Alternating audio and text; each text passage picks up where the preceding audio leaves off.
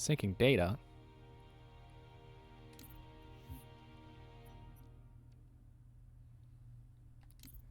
It's time for the next game. Halo 2. Obviously. Gonna go on normal again. Yeah, that's the same icon.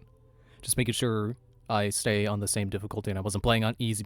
If I was playing on easy before, that would be kind of sad. Because I did die a lot.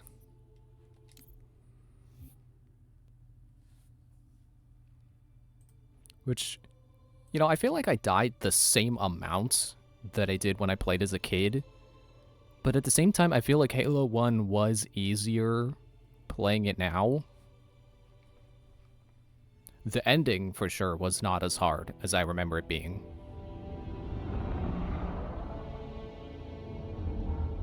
And I realized I left some thoughts unfinished, so I'm going to try to finish those once we get into the gameplay, but I don't want to talk over people talking.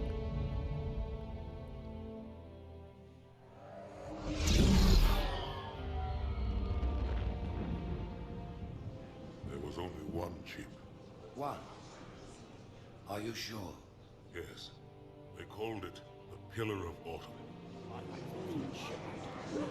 Why was it not destroyed with the rest of their fleet? It fled Subtitles are as we set slow. fire to their planet.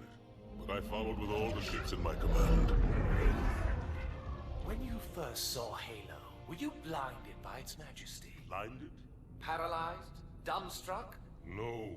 Yet the humans were able to evade your ships, land on the sacred ring, and desecrate it with their filthy footsteps. And blow it up? Surely you understand that once the parasite attacked,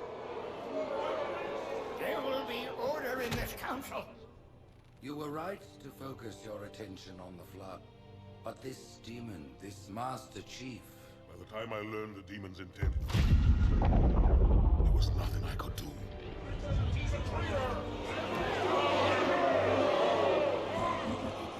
Noble prophet of truth, this hasn't gone on long enough.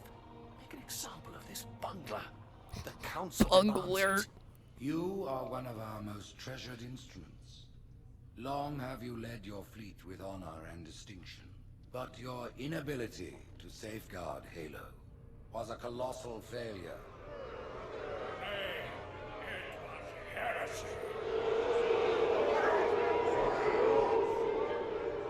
I will continue my campaign against the humans.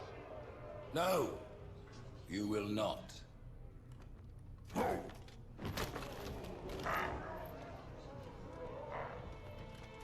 Soon the great journey shall begin. But when it does, the weight of your heresy will stay your feet, and you shall be left behind.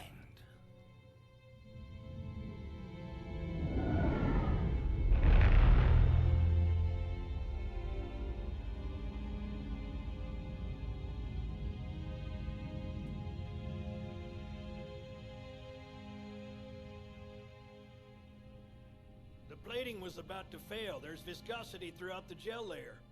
Optics, totally fried. And let's not even talk about the power supply. You know how expensive this gear is, son? He's chewing out Master Chief. Tell that to the Covenant.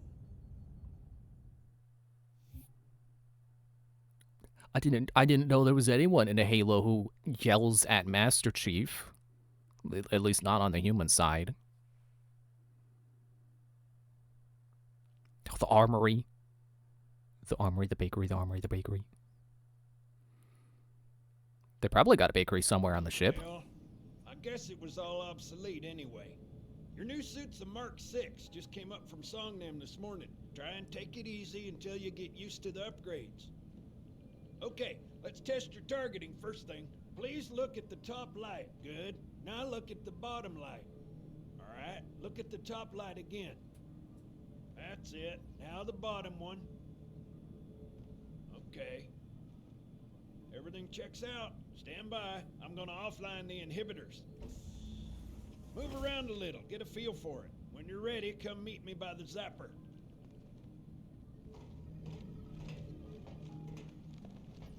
It is kind of neat that they have sort of an in-universe explanation Pay for attention, 'cause I'm only going over this once. Master This Chief's station will redesigns in test every your game. recharging energy shields. Step on in, I'll show you. Are you listening to me? Your new armor shields are extremely resilient, very efficient.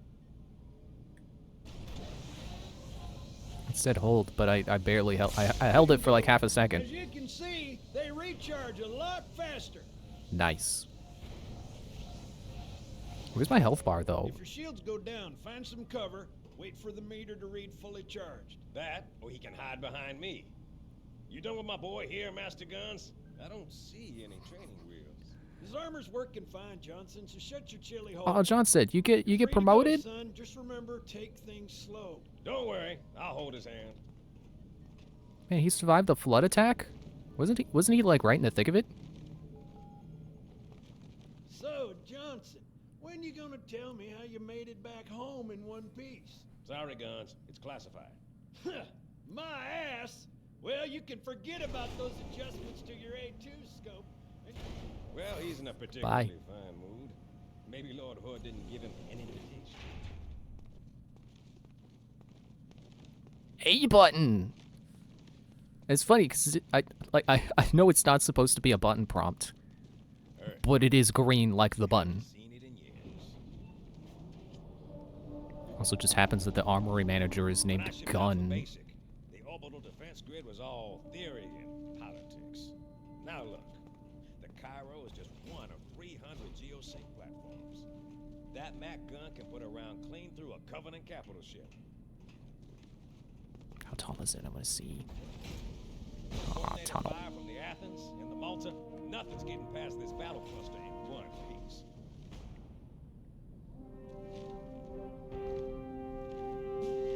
Ships have been arriving all morning. Nobody's saying much, but I think something big's about to happen. So you ever thought that the intro to Halo 1 showed some of this stuff?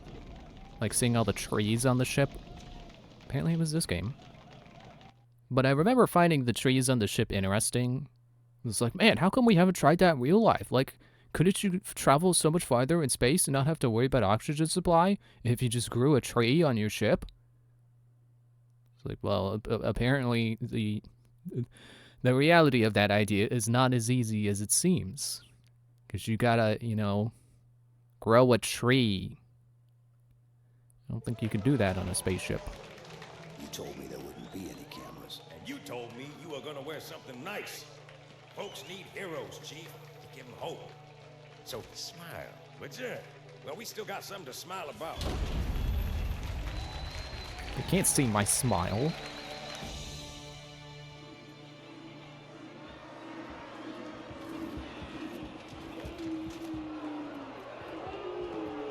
Man, the guy in the back has a hammer. It's funny, I had just today remembered that that's the thing. Now, the question is, will they let me use it?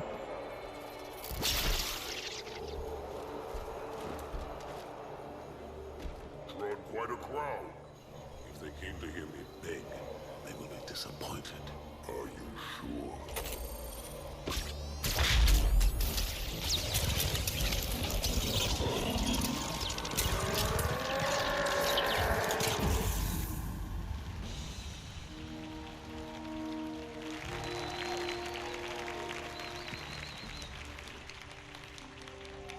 Gentlemen, we're lucky to have you back.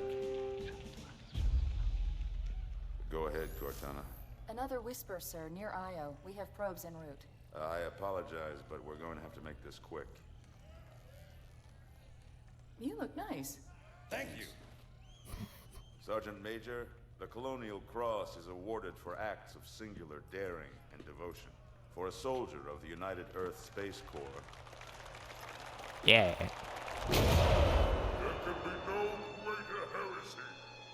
Let him be an example for all who would break our covenant.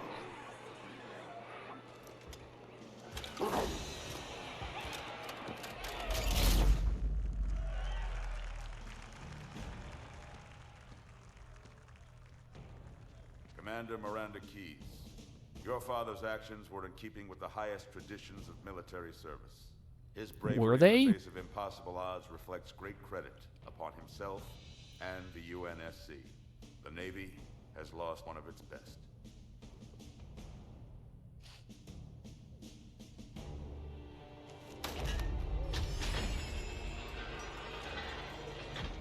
It's like, I don't know. He kind of dove headfirst into what he thought was a weapons cache, and then unleashed zombie apocalypse. So I don't know that he was really doing that good in that moment. Slip space ruptures directly off our battle cluster. Show me. 15 Covenant capital ships holding position just outside the kill zone. This is Fleet Admiral Harper. We are engaging the enemy. Negative, Admiral. Form a defensive perimeter around the cluster. Commander, get to your ship. Link up with the fleet. Yes, sir. You have the Mac gun, Cortana. As soon as they come in range, open up. Gladly. Something's not right. The fleet that destroyed Reach was 50 times this size. Sir, additional Ooh, contact. Reach. Boarding craft and Like lots of Halo them. Reach. Going to try to take our Mac guns offline. Give their capital ships a straight shot at Earth. Master Chief, defend this station. Yes, sir. I need a weapon. Right this way.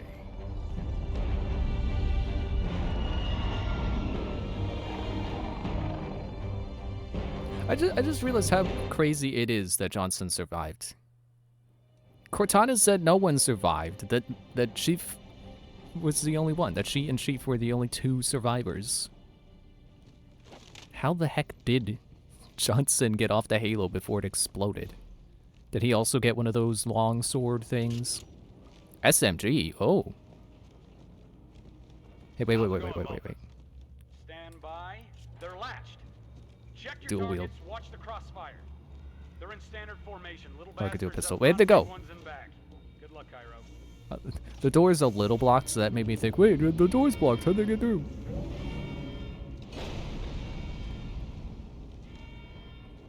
And of course, the original looked like this. Feel Oops. the fire on that bulkhead. As soon as that door opens, let them have it.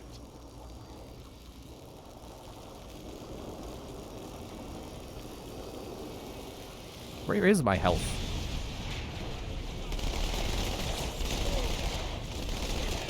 Yeah, I had it a little bit spoiled for me.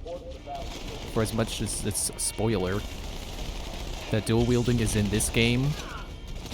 I thought it was 3 that introduced that. And I want to be surprised by the things I don't remember, so I'm a little disappointed that I happened to see that when I was looking up game order.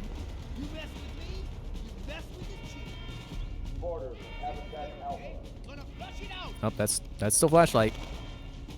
You can turn it off now. So that's reload. Does that reload both? Reloaded both, I think. Hey, doofus, you're not behind cover. I mean, I'm not either, but you're easy, guys. I don't have to worry. Oh, hi, bud. I'm flanking him. That's good. You guys are doing good. Glowy lights still glowing. Oh, not this way? Where are we going? Are we going up? I could operate the turret even though there's no enemies there. Yeah, the only weapons I'm expecting to see in this game are the sword, because I don't think we ever got to use it last time, and the Covenant Carbine. That's the gun I'm waiting to come back, because I like the Carbine. Which I didn't realize was a real gun type until, like, Fallout 4 came out. Didn't realize that was a human rifle. Uh-oh. Seriously, where is my health? Yeah, that is much faster. It's like twice as fast. We going this way? Can I get a snack from the vending machine real quick? Sugar water. Yep, that's soda. Carbonated sugar water. Gives you 110% of your daily sugar intake. But you know, I used to not have a problem with that, and then it's like, oh wait, 1 can of soda is like an entire day's of sugar? Yeah, that's a lot of sugar. We really should reduce how much sugar is in sodas. Aha, I can shoot with one gun and reload the other. The advantages of dual wielding.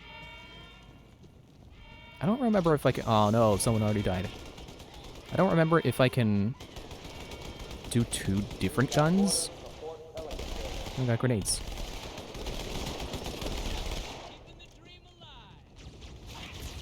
Okay, I can dual wield a pistol. A plasma pistol. Okay, cool. This might be a good idea, actually, because you don't have to reload the Covenant weapons.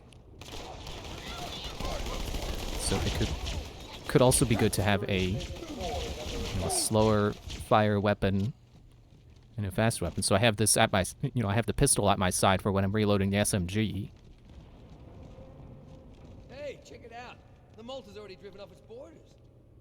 Malta, what is your status? Over. I don't believe it! They're retreating! We won! What part am I supposed to look at exactly? Like, that stuff? This is bad. Real bad.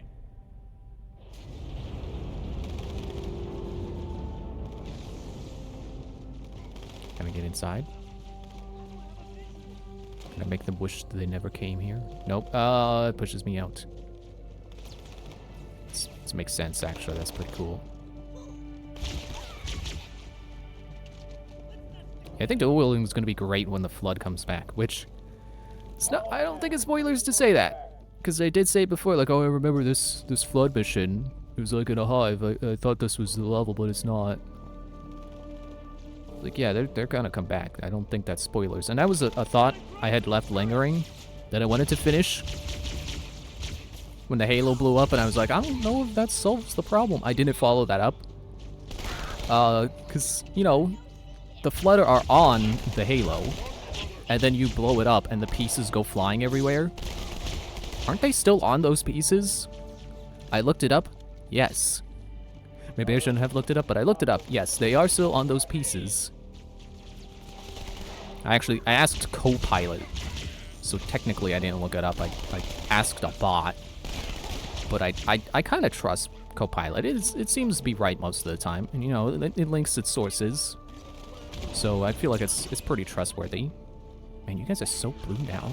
Like, do you really look that different from like 1 game ago on this collection with the remade graphics?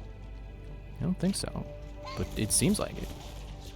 Anyway, yeah, because I didn't want to actually like read a bunch of lore. Copilot is good for just. Oh, you can dual wield the plasma rifle. That's cool. Hey, they're leaving the Athens. Let me chase after them. Yeah. Cortana, assessment. Yeah, I figure Copilot was a good way to get a quick answer. A bomb. Then they sure as hell brought one here. Chief, find it. Priority shift. Is it down here, maybe?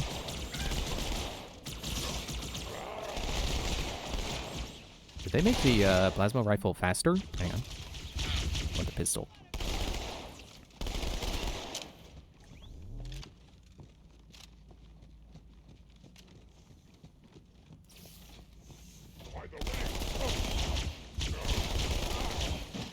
It's a little tricky trying to pepper with the plasma rifle while also spraying with the SMG. Who's screaming? No! Is that gun? No! Whoops. It looked like he was doing a dive, but then he canceled the dive and just fell flat in his face. Whoop. Oh, you're invisible.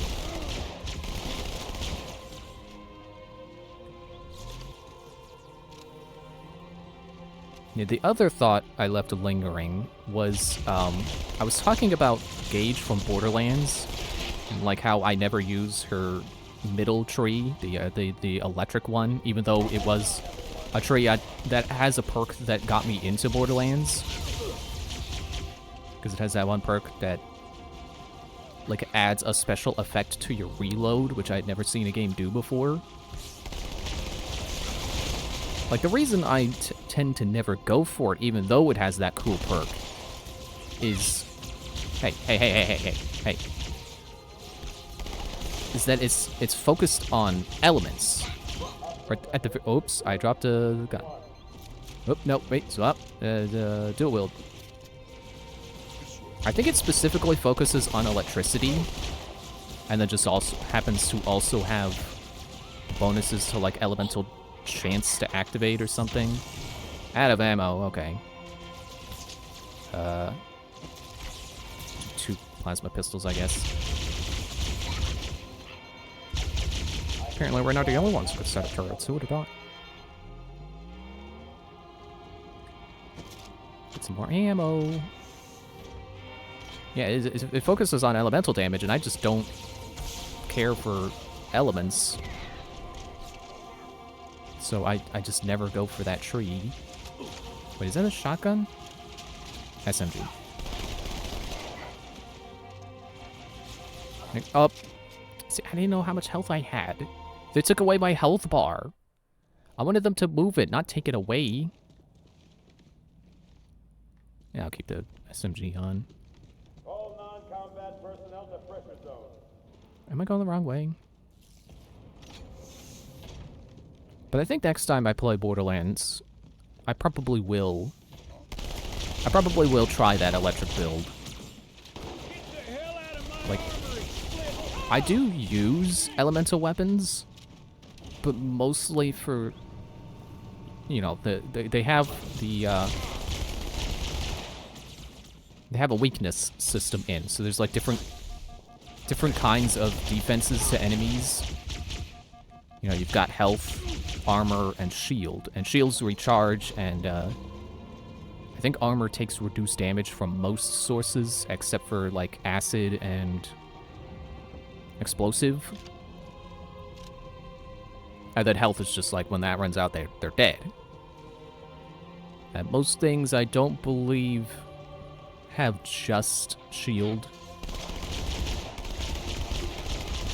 So, you know, you got shield protecting the health. I don't know about armor. I don't know if there's sometimes, like, temporary armor. I don't think players can get armor. Not like Overwatch. Which is very similar. At least in terms of how the, like shield versus armor work. Uh-oh. Do they make those slower, so it's easier to react to them throwing them out? That's good. 2 Covenant reticles. This looks kind of funny. It's too stacked. There's too much going on. Yeah, so I do keep elemental weapons on me for situations where I might need... may need to chew into armor or shield more. But, like, they're never my main focus. I never go for a gun just because it's like, oh, look, it's got good fire damage on it. Like, that's... Unless it's, like, a particular, like, special gun, I don't do it. But maybe I should. Maybe I should try an elemental build. I've always tried to do Krieg with his fire build. Because I just think it's a funny perk tree because it revolves around him randomly lighting, having the chance to light himself on fire. Whoops, allies, don't shoot them. And I just think that's funny. He has boosts for being on fire. And it's very fitting for his character because he is a psycho, which is like the generic enemies you fight, except you play as them.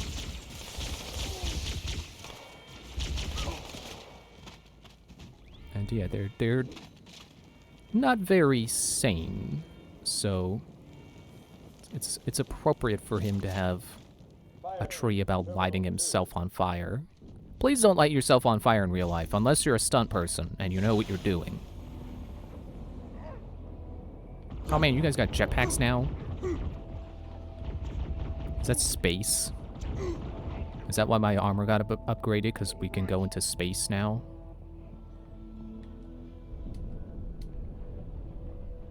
We're in space. But technically we're always in space. You know what I mean. It is a vacuum. Except it's not like Borderlands, the pre-sequel. Excuse me. Where you get to have, like... You know, you get the boost with a slam. I see you up there.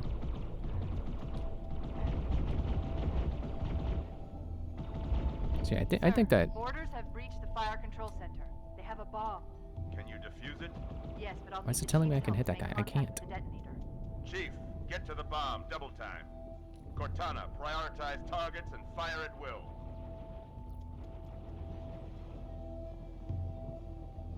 Where am I supposed to be going? Where were you, demon, when we burned your planets? It's hiding like a sniveling grunt. You're the one who's hiding. I can't find... I'm looking for you. There you are. There we go. Shipping. They shipped us a bomb. First echelon, you're with me. Blanket those cruisers. Take them out one by one. Second echelon, keep those carriers busy. Registering all hostile vessels inside the kill zone. 13 cruisers, 2 assault carriers. I'm going loud.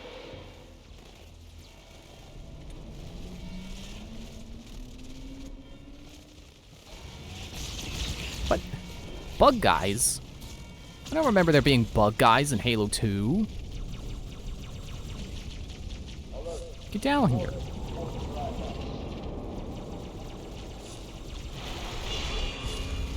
Yeah, I think I wrapped up all the thoughts I left lingering there. I just hate doing that.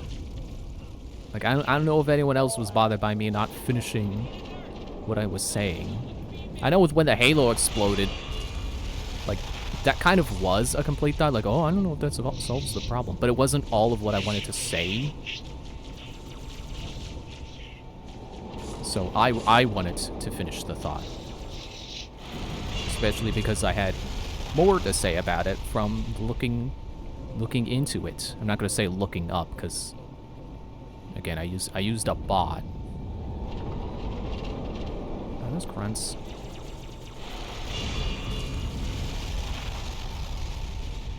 Can I get on that now?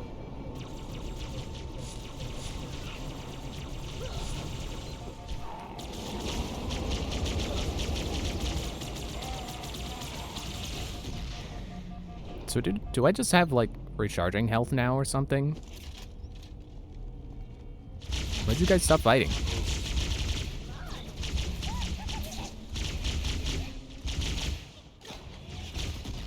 But I was especially bothered by not finishing my train of thought on Gage's electric tree.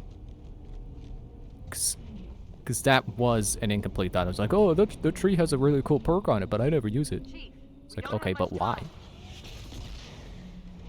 And now I have explained why. It's in a different game.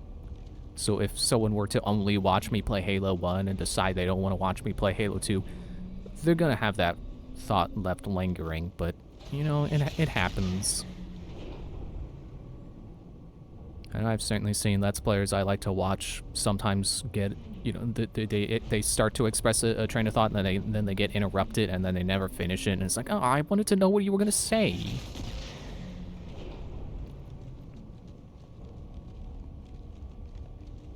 I don't know if I should keep dual wielding.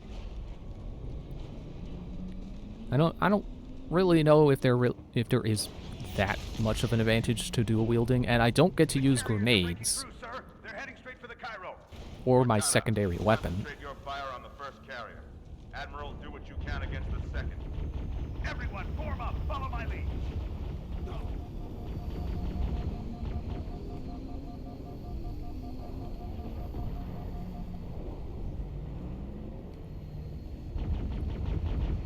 I'm looking forward to this game sharing more about Covenant culture, because Halo... Man, my shield's gone already? Again? Ah! Yeah, Halo 1 really didn't explore the Covenant that much. Like, they didn't even really explain why they're called the Covenant. You know, that does have a religious implication to it.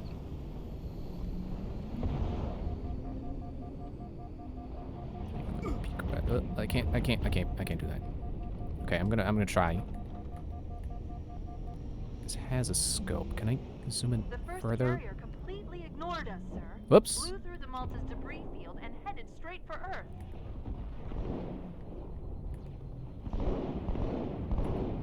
Keep. Yeah, this is a gun I mentioned before that I don't like because it does the 3-round burst. But I think it's supposed to be a more precise rifle.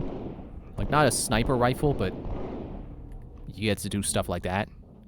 So I'll try to not immediately throw away the battle rifle whenever I get one. I'll go ahead and put on a plasma rifle.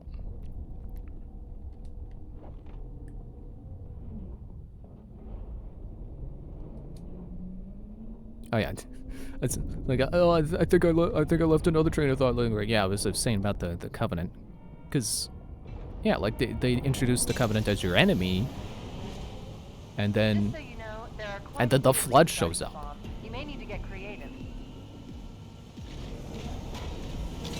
Oh, it was an elevator, and the door opened on the other side.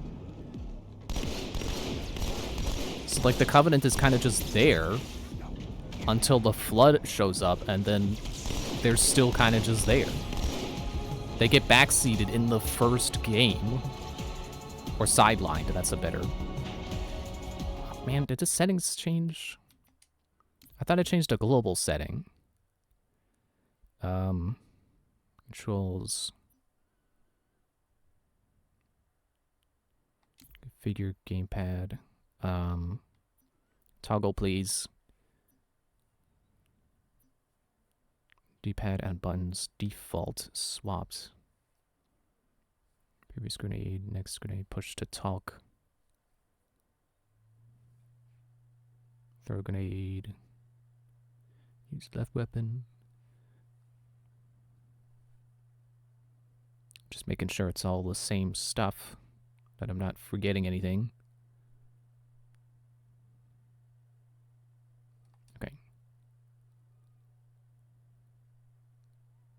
I'm just gonna hit set for all games and hope that doesn't end up messing anything up.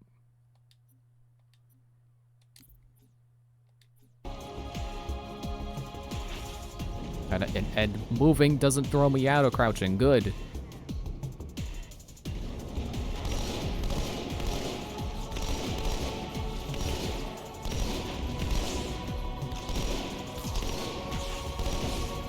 What I find interesting about the intro cutscene, it really does cast a, you know, it shows you this contrast between how the human hero is regarded for his success. Oh man, out of ammo? And then you get basically the Covenant version of Master Chief, the Arbiter, and he's labeled a heretic for his failure. I'm not even really sure why they're so mad at him for failing. Is it specifically because how much time was left? The Halo got destroyed? Cairo, this is an Emberclad. The carrier shield is down. I'm in position and ready for immediate assault. Negative, Commander. Not against a ship that size. Not on your own. Sir, permission to leave the station. For what purpose, Master Chief? To give the Covenant back their bomb. Permission granted. I like that he had request permission to leave the ship. That feels realistic somehow.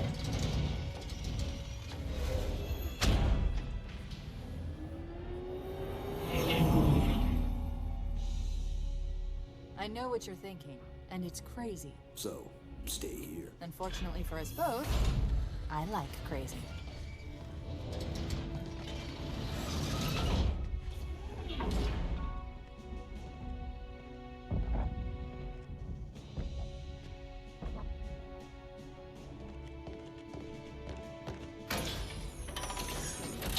Just one question. What if you miss? I won't.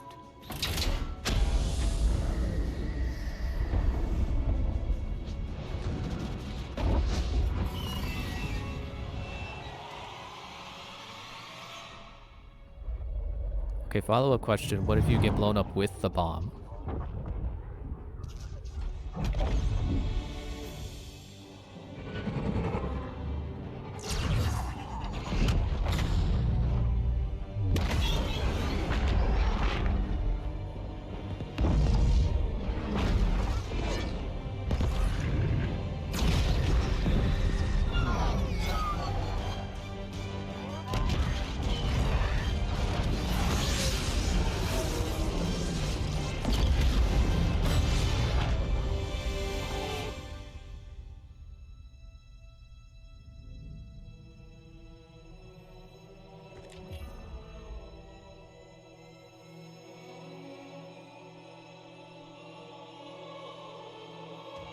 Ah, there you go.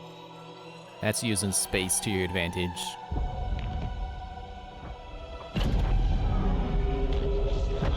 I wonder how explosions work in space. Because, you know, the shockwave is bad. That's a pretty bad part of explosions. Pretty good. Chief, get inside. Gear up. We're taking this fight But- to the surface. But if you're in space, can you just ride the shockwave? There was a myth kind of like that the Mythbusters tested with surfing an explosions wave. And I think that turned out that no, you can't do that. It would kill you. But I wonder if in space, would that not kill you? Because I'm thinking, like, the reason it kills you is because it kind of, you know, ruptures your insides. So if you were in space, would it still do that? If I'm remembering the science right, like, an explosion is worse for you if you're underwater because it's the water lets the shockwave travel through you more easily. Regret. Catchy. Any idea what it means? Dear humanity, we regret being alien bastards. We regret coming to Earth. And we most definitely regret the Corps just blew up our raggedy-ass fleet. Hoorah! Regret is a name, Sergeant. The name of one of the Covenant's religious leaders, a prophet. He's on that carrier, and he's calling for help.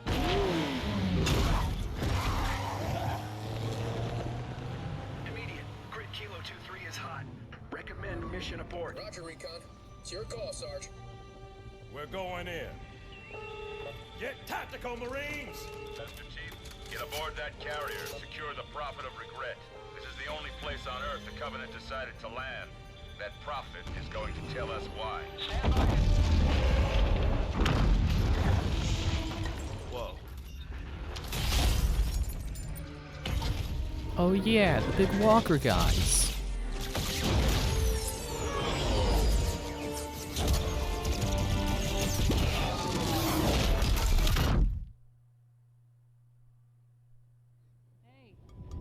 Wake up. Shake it off, Marines! Clear the crash site. Go, go, go! They'll regret that too.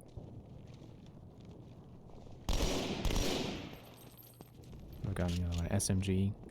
I'll take the pistol.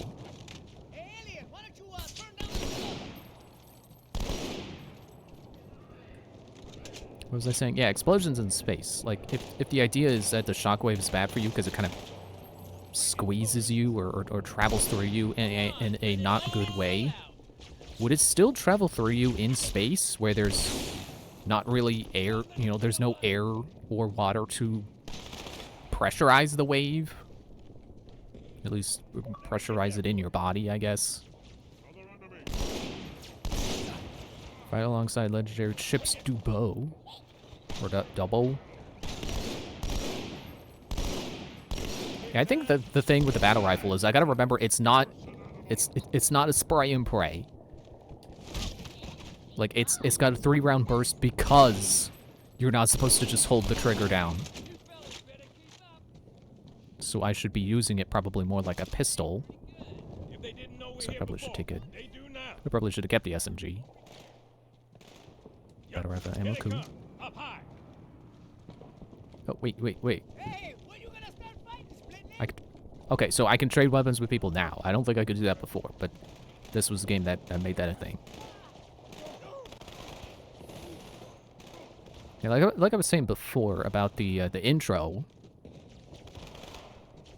Oh, I should probably come down here and help this guy.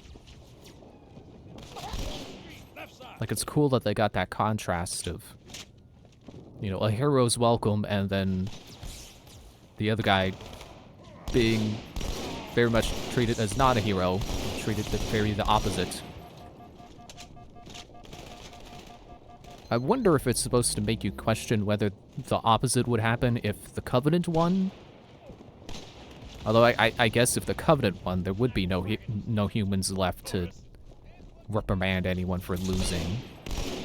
But I don't think the humans in this game are, you know, I don't think they would berate each other for losing.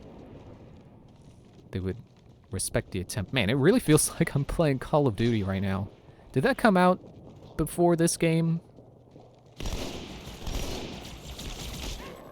Oh man, you snap to people when you melee now? Cool. Okay, let me switch this for that.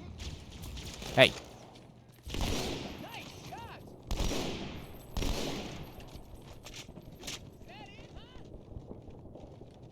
This really feels like what Call of Duty looks like. All the tan. Not quite brown, but we're getting there. We got jackals in the courtyard. Jackals? Jackals? There are jackals? Jackals? Jackals? Take more than that to scare me. Okay, everybody, get set. Are we supposed to be holding this position, or... I think we're supposed to be moving on.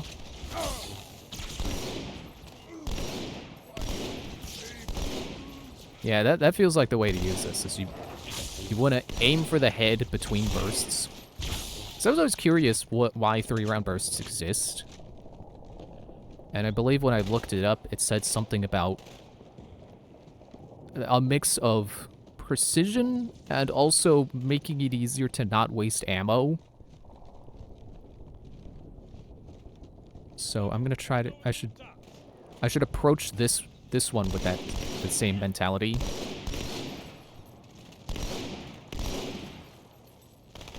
So again, I should be treating it like a pistol. Oh, Needler. No, Needler. Thank you. Yeah, I shouldn't be holding the trigger down. Even though I think that is a thing I can do. But I should be using it for slower, more precise shots instead of spray and pray. Needler, though. I'm gonna spray those needles everywhere. Grab a second one. Heck yeah.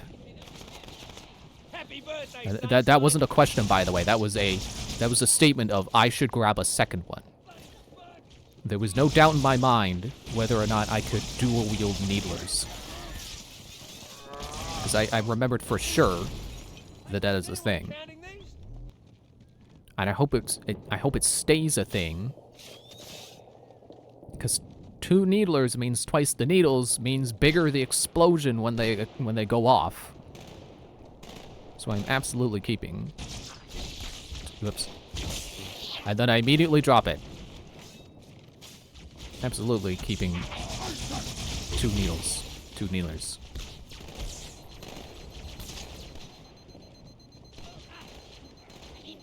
Okay, you guys grab their attention. Don't forget about me. Now smack him. Whoa, where'd he go? Thought I saw a shadow on the wall, but... Now roll over. I want to make this even. Were you shooting a dead body? I don't think you got to double tap jackals. Oh, am I sharing ammo between the weapons? That would make sense.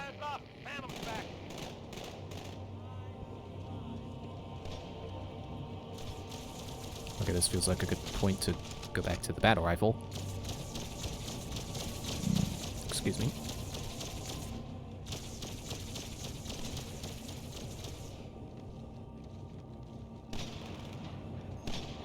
I feel like I was saying something.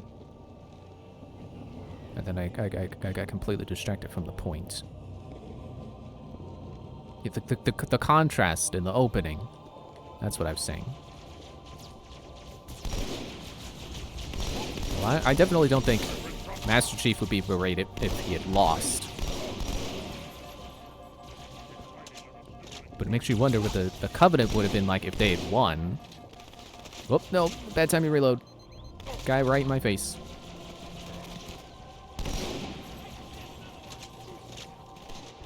Fires 3 bullets, immediately reloads. Oh, hello.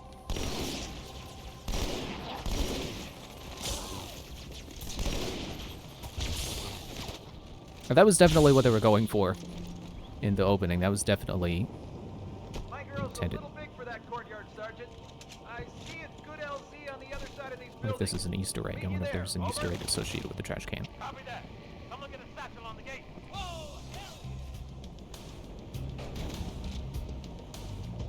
Bring it on. I got 2 guys. Oh, I thought that guy. I guess he jumped down from the roof. But they were dropping in soldiers. Oh, there they are. There's hunters. Hunters. Yeah, I just said. Get them in the backs.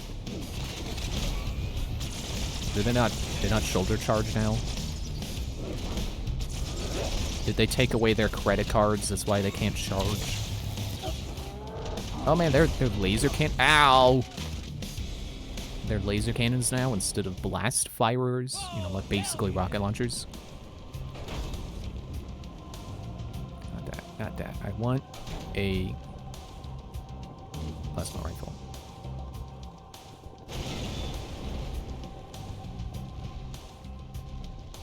Let's try this again.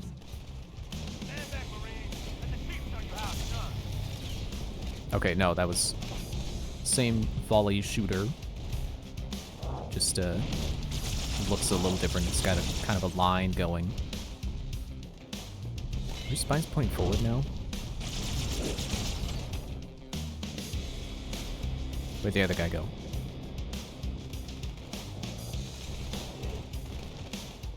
Seem to be firing. Oh, there he is.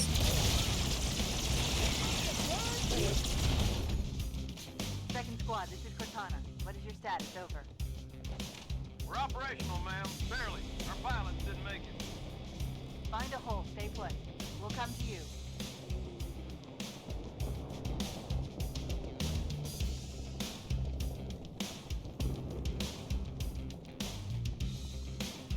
I'm sure that there was more I wanted to say about the contrast in the opening. Aside from like, hey, look guys, did you notice in the opening? You got Master Chief being treated as a hero, and the other guy, he's not a hero because he lost. Did you notice? My Pelicans are going to start airlifting armor and reinforcements in the city. They'll need an escort to sprayed with little hospital ground fire. Yeah, I wonder if it's supposed to like if they did that just for the contrast, or if there really is like is it oh, shoot, I'm running out. Let me find something else to pick up. Covenant carbine, yeah. Oh, beam rifle. Oh well, I remember this at least, and I know I have a Mega Block version of it. Probably why I thought it was the carbine. But, ow, overheated already? Jeez.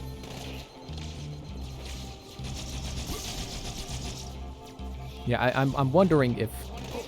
Oh, no dogs. Wondering if that's supposed to convey how big the loss was for the Covenant, and that's why the Arbiter is being so poorly treated for it. Or if it's supposed to show you how brutal how brutal the Covenant culture is.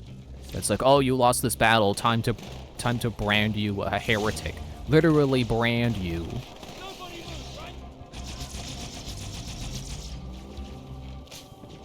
I got needles too. Ow. Sniping me with their... What was it called again? Beam rifle?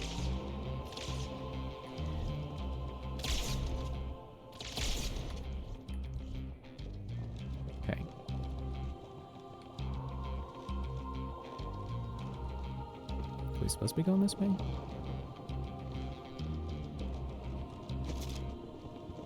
It's the needler I dropped, I'm pretty sure.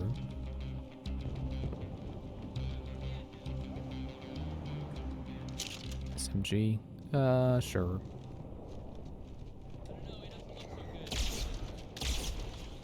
Interesting how the reticle doesn't turn red, even though I'm very sure that they're in my range. And yet back there in the first mission,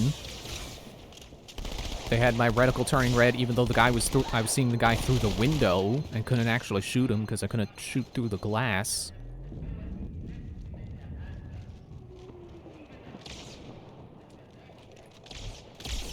All right, this is as good a place as any. Man, low on battery.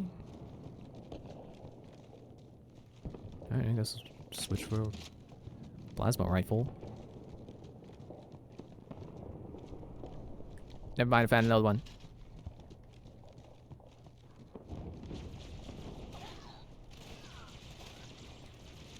I don't know why I feel like I have to wait for the other guys, because I sure as heck did not do that as a kid. Don't know why you didn't die immediately.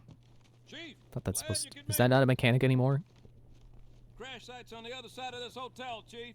Covenant are crawling all over it. Follow me.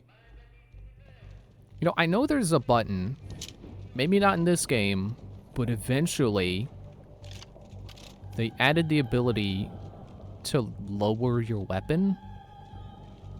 I want to say it's like you hold like B down and both shoulder buttons. Not about to test it now, just in case it doesn't work.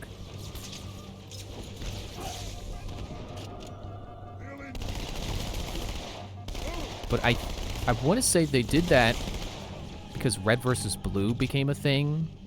I don't actually know which Halo game started, right? Which game they were playing when Red versus Blue started. I would assume like 2 or 3. Because I don't think you could do like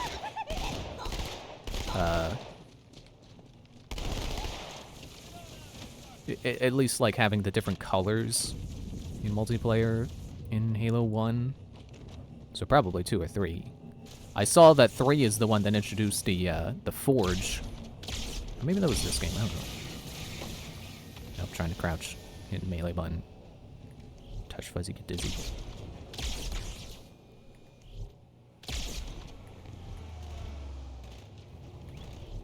But yeah, I want to say, my recollection is that they added the ability to lower your weapon because of Red versus Blue.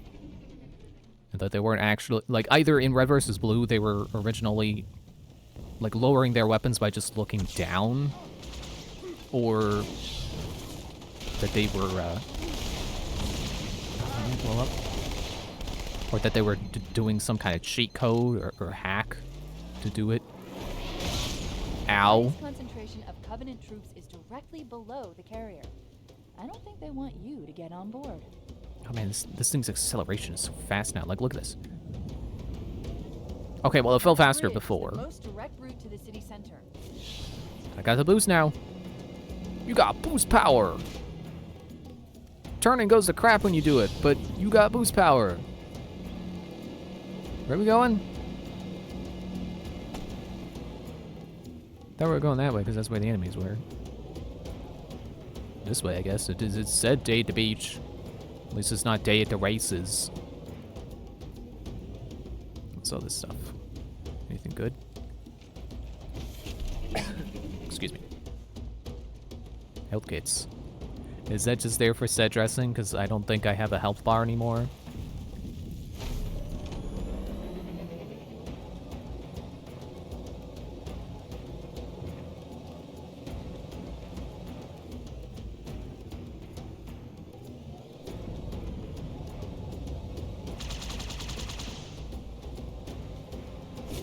Gonna splat you.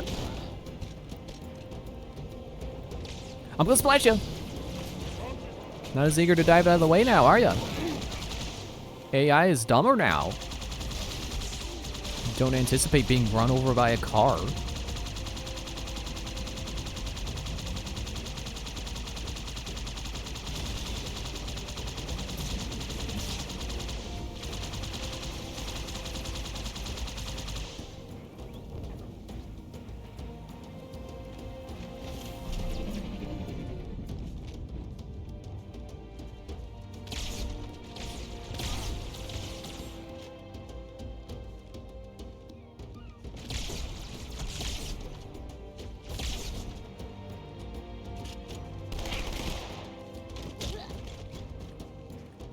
Is no one following me? The dudes aren't keeping up? I guess that's fair, because they'd probably just die, let's be honest. They're not giving us a good not as good of a set of armor as me. Their armor is lighter. Did I just see a cloaked guy? Hello? Who's hiding out there? I saw you! See, but that's a bluff. You gotta do that when you think you saw someone, because then it makes them go, oh man, he saw me. How did you do that? But you didn't actually see them.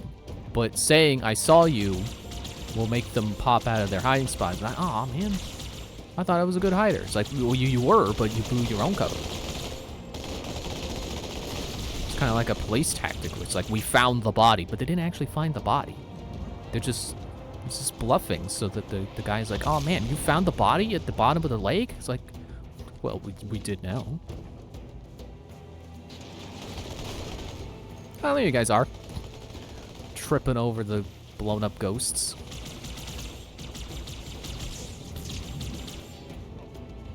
Does the heat bar wrap around like it?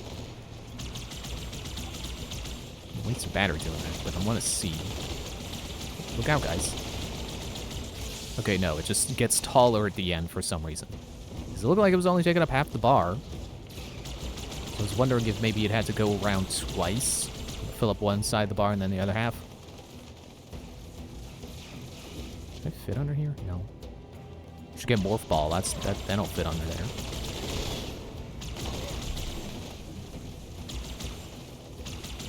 I don't think I'm actually doing anything with this, but it's... I don't know, it feels like the right thing to do. I tried reloading. Neither of my guns need reloading.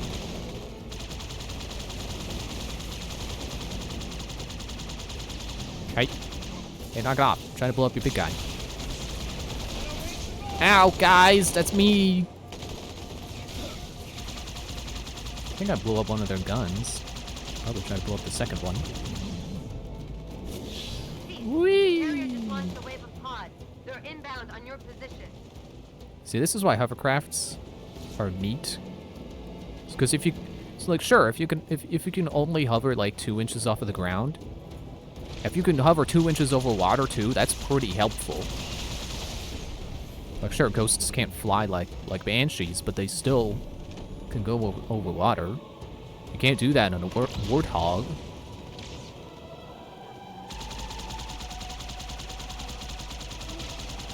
Ow, sniping me. Oh, actually, I don't think he hit.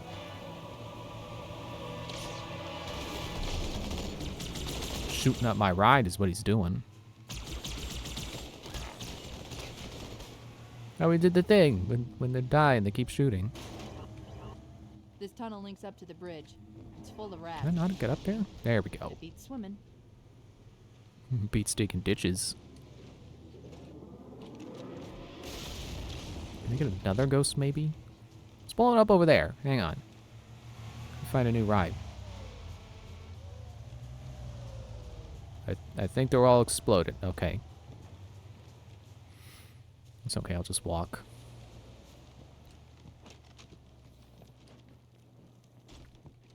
Should probably have... Oh, look, another ghost.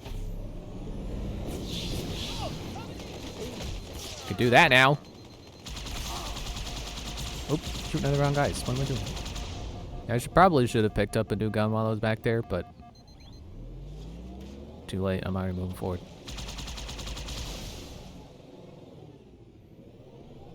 You know, what was funny... Analyzing the Covenant tactical chatter. They're surprised, confused. I don't think they expected us to be here. Not you and me. All of us. Humanity on Earth. Odd, I know, but it does help explain why they came here with such a small fleet. Wait, are we on Earth? They found Earth? Was the first game for nothing?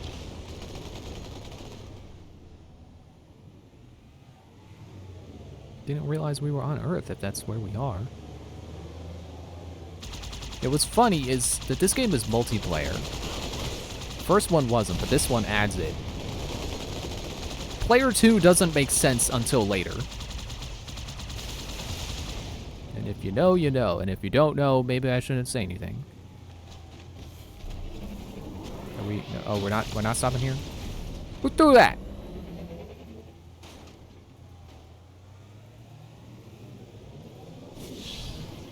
Whee! Ha-ha! Hit that guy who got sent flying. That was amazing. I couldn't repeat that in a million years.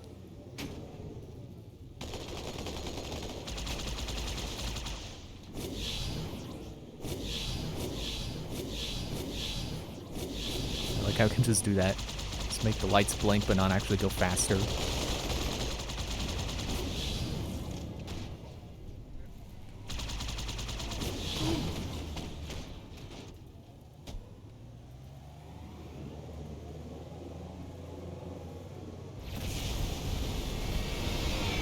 Oh good, orbital lasers.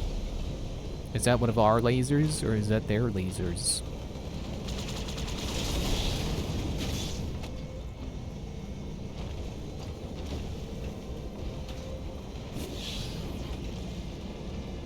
Oh, you got him?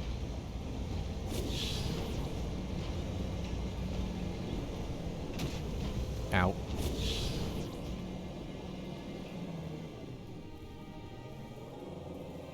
Should I be worried about whatever that is? Or is that just a car pile? Nope, it's a turret. It's not quite a Wraith, but it's definitely a large vehicle with a turret on top. Okay, I'm gonna get out because I want grenades. I can't switch grenades with the bumper anymore.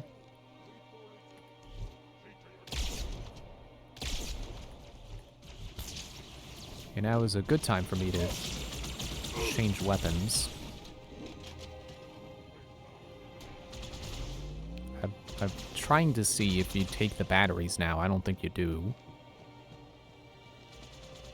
I'm still shooting. Stop it.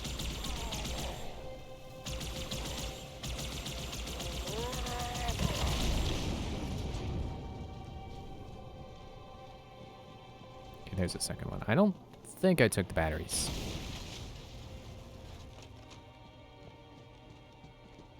I should probably... I don't know how much battery it takes per shot.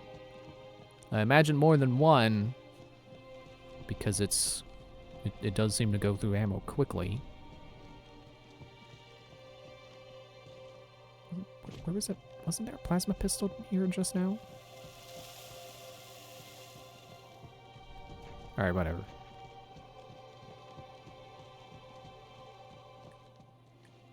Right, it's hold. You gotta hold the button.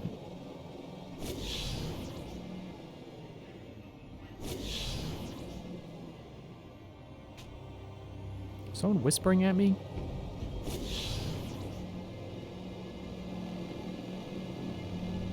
Is that part of the music or is that sound effects? Covenant must be trying to regroup. Don't let them. Blow up everyone I see. Gotcha. It's been my go-to strategy through the entire last game and all of what I've played of this so far. Hasn't failed me yet. I'm still driving away. Oh look, they can drop a ghost. It's a ghost carrier too. It's cool. Still gonna blow it. Whoa! Don't know how it did that trick.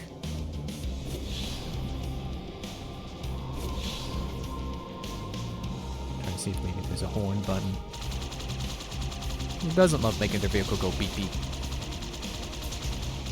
The Covenant, apparently, they don't have a horn on their ghosts. Sure does remind me of that one level of Shadow the Hedgehog. Chasing the guy down the highway. But that's only if you want the hero mission. Or the hero ending to that mission.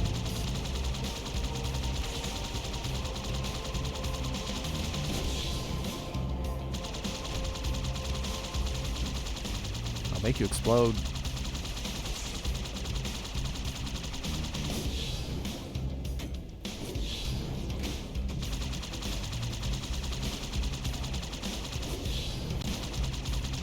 Explode already. Come on.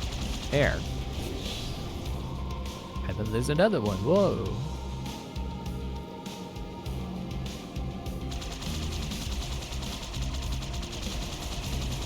Blow up your ghost. I'm trying to get out in front. There we go.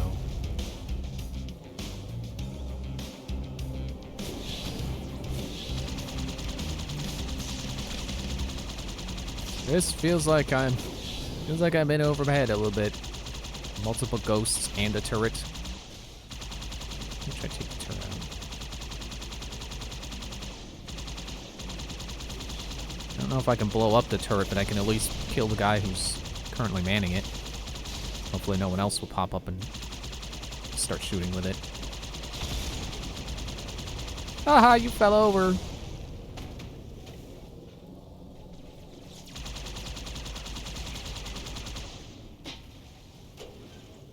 Okay.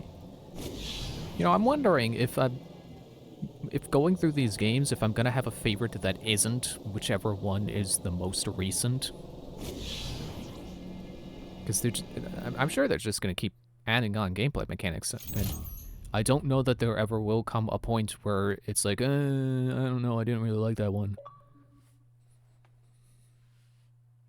Outskirts. Complete Outskirts.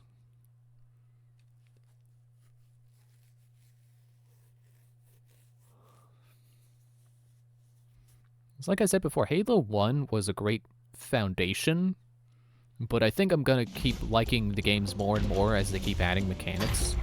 Like this game for adding dual wielding, Halo 3 for adding whatever it adds. 50 cal rockets didn't do a thing. Was 3 the one that added the special powers you can get, like the bubble shield? Or armor lock, I think it was called. Where's the rest of your platoon? Wasted, Sarge. And we will be too, sir, if we don't get the hell out of here. You hit Marine? No, sir. Then listen up. The chief is gonna jump in this tank, roll across the bridge, and blow up any inhuman son of a bitch dumb enough to get between him and the Prophet of Regret. Pull yourself together, because you're going with it. What about that scarab? We've all run the simulations. They're tough, but they ain't invincible. Stay with the Master Chief. He'll know what to do. Yes, sir, Sergeant. Thanks for the tank. He never gets me anything. Oh, I know what the ladies like.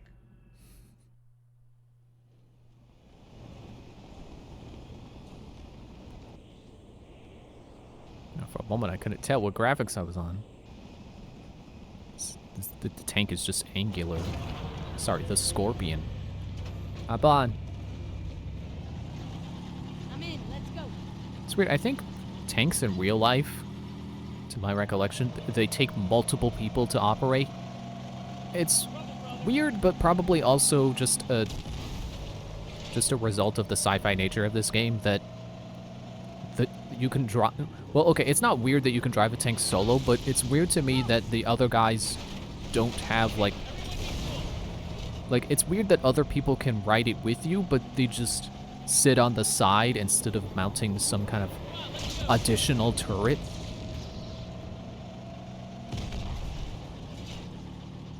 Man, I like that.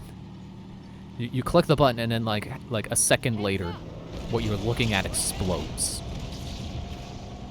You don't even really see the projectile travel. It's just like click, boom.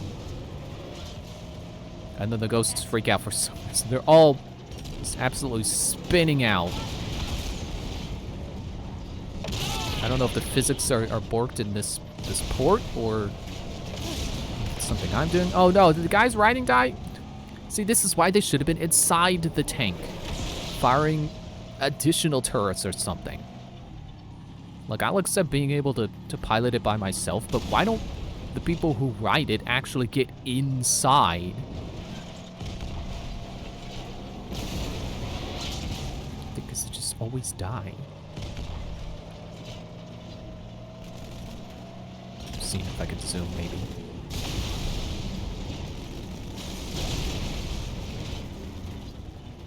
They're doing a great job of making me feel powerful in this tank, though.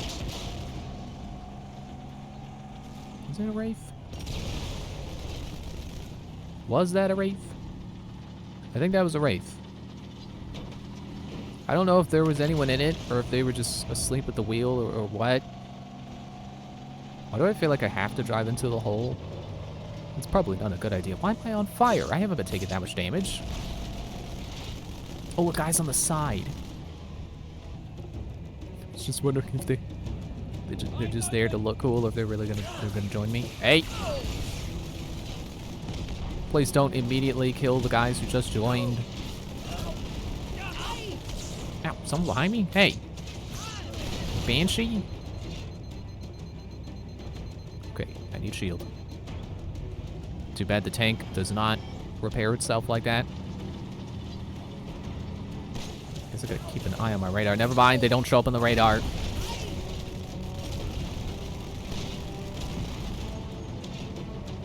I think I lost a guy.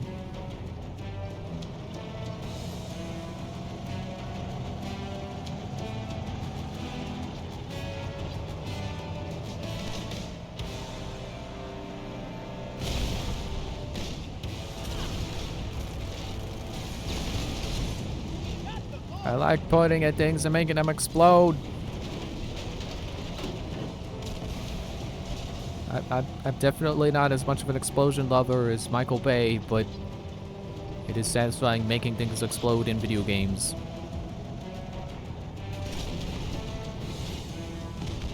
Especially when the explosion means they're immediately dead, instead of them taking like 80 rockets to kill, like some Borderlands bosses.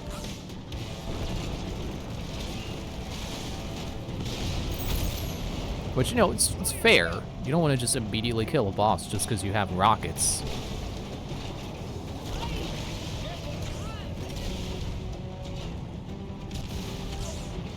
I'm totally going to have to reload last checkpoint, huh? I'm going to die because the tank just does not have enough health for this. Well, at least I still got the sniper. Something else flying around. And a Banshee shows up.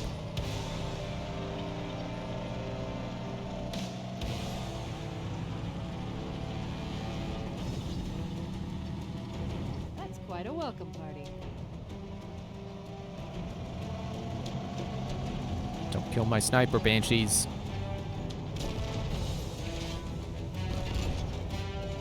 Got him. I was just about to say, I don't know if they're real, or if they're just set dressing. But I'm not going to be able to hit them again. I don't know how fast my rockets are going.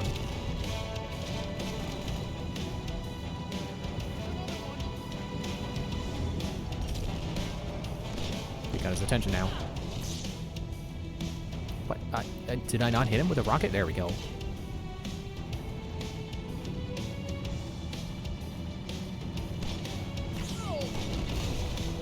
Gotcha.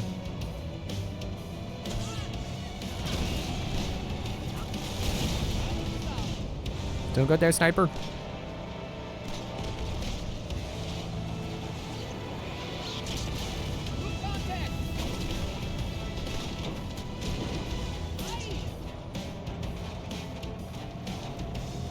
Look, another Wraith.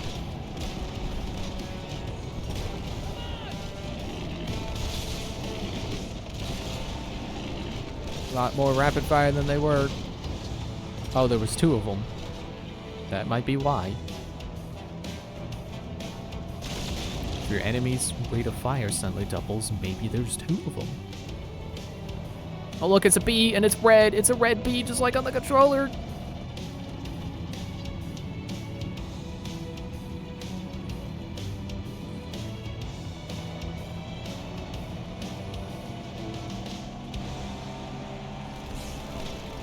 Do I even need to waste bullets on these guys? Well, I did say I like making people explode, so I should probably do that.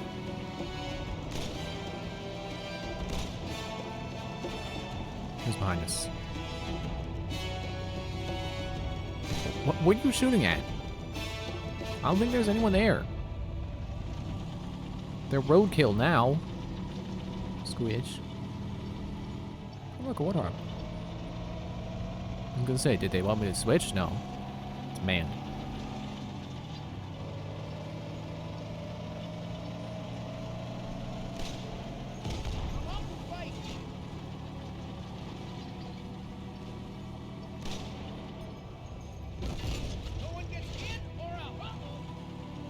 Now it looks like time to abandon tank. It's tight quarters on the other side, sir. Use this. Use what?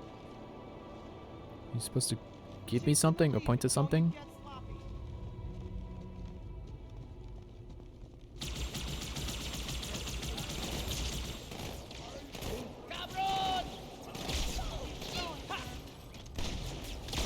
Oh, and now I'm out.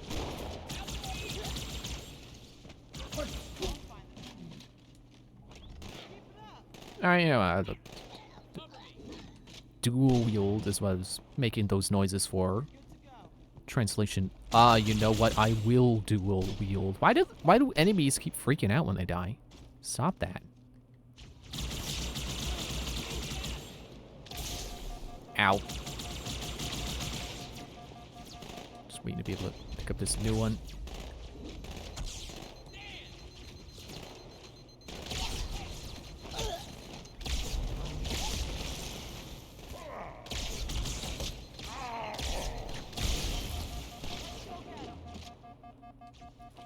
Don't know why I thought to reload. They're Covenant weapons. We've been over this.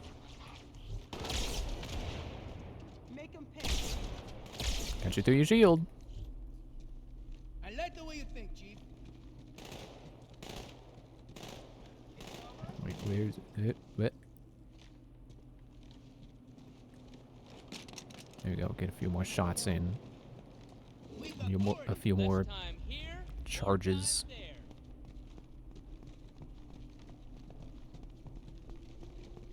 Having a, do you have a, no, sniper. Yeah, having a precision weapon in my pocket like this feels like a good excuse to dual wield. Bye. Do you have more bullets? Yes. Because you know, it's definitely the kind of weapon you want to save. So if we get into tight quarters and I still got the sniper rifle, maybe it's a good time to pick up a second plasma rifle. Take your time. I ain't going anywhere. Could use you on the gun, Chief. Yeah, going back to what I was saying about, like, I don't know which one's gonna end up being my favorite. Right now, if I had to bet, at least out of the ones I've already played, 3 will probably be my favorite. I can't say much for 4 or Reach or ODST. I don't know about Reach. I might end up liking Reach more for its story. I don't know if it really has any gameplay differences between itself and 3.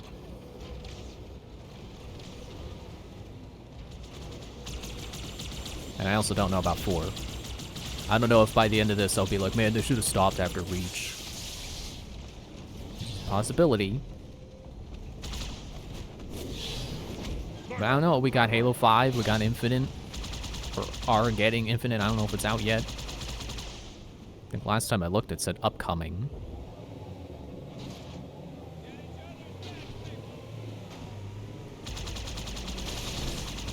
But, ow, aw, come on.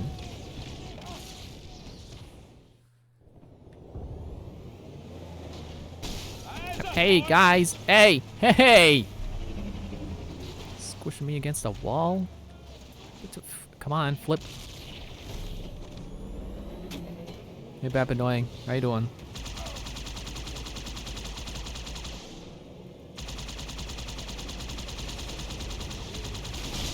Which Bad Ball characters would win the Olympic Games? I don't know. They were all kind of super soldiers in their own ways, so probably all of them, depending on the sport. You know, Thorn's gonna win the long jump. She's got that upgrade to make her jump higher. Which I've always liked. Not really big on Thorn herself or her kit, but being able to upgrade to jump higher, that's a plus. I feel like not a lot of shooters really think about the concept of jumping or movement in general. Although I think a lot more modern shooters are thinking about movement more. I think Titanfall was probably... I think Titanfall had some pretty big stuff centered around movement when you weren't in the mech. I really gotta play Titanfall. Titanfall sounds like my kind of game. Get to ride around in a mech.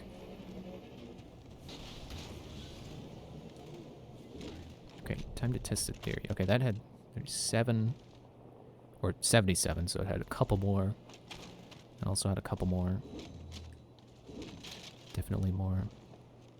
Yeah, it seems like every time you pick up a Covenant weapon that you already have, you're guaranteed to get more... Guaranteed to pick up one that has more than what you're currently holding.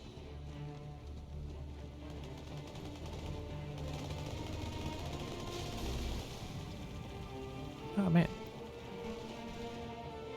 I think Halo 3 was the first one on 360, so the fact that the cars look like this in the original, kind of impressive. That's some pretty good topology, pretty good model work. We got... Apparently I got magnet hands. Suctioned onto the... Which are there? The magnets or the suction cups? Suctioned onto the back of the guy. The guy's ghost.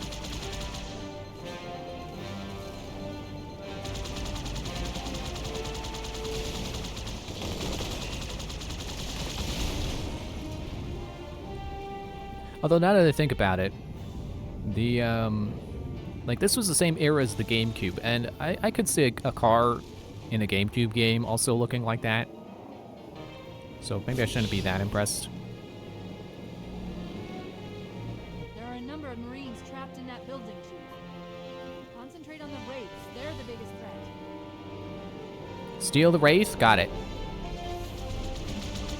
Ow! Okay, maybe that's a multiplayer only thing, but I'm pretty sure you could at least mount the tank, punch a hole in it, and then throw a grenade inside.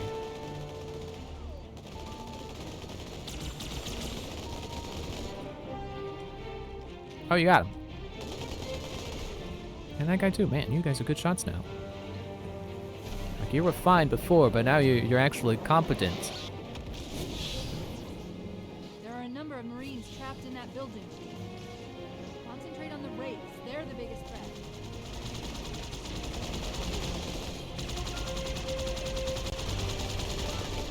Guys, don't run in front of me when I'm shooting.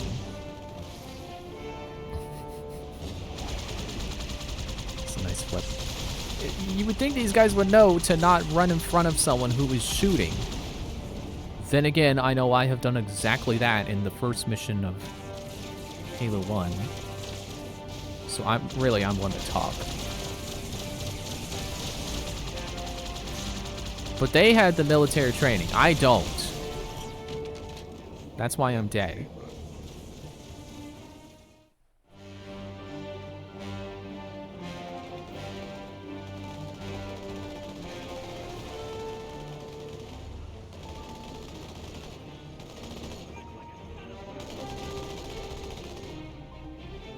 And there's my ride. Excuse me. There are a number of Marines trapped in that building, Chief. Concentrate on the Wraiths. They're the biggest threat.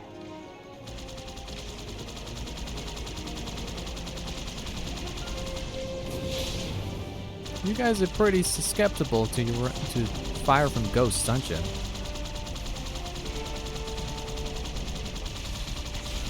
Maybe the first guy was just extra damaged. Sure seemed like he went down quick.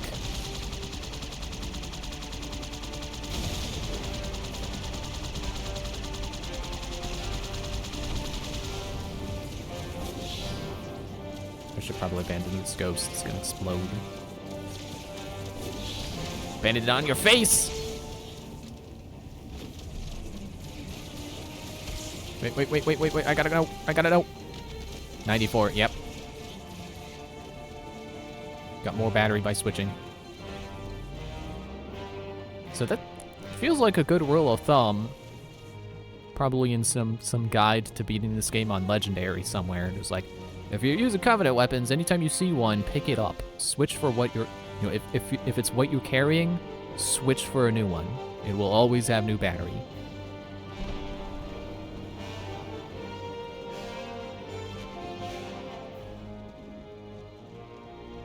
Where am I going? I blew up the Wraiths. That was the threat. Now what? Going inside Hannibal? No. Citizen alert! Our glorious city is under youth. Our glorious city is under youth of the Bumpus. I can't read when you're switching like that. E. View both signs at level Metropolis. Oh look, it's no sign there. Marine command post in Epicate. We'll need to help them deal with that scarab. What about? Oh, I can read this one. Youth of New Mombasa. Your city needs you. Join your local freedom fighter brigade today and bend the dirty Covenant zealots back to their homeworld. Send. That's not a B.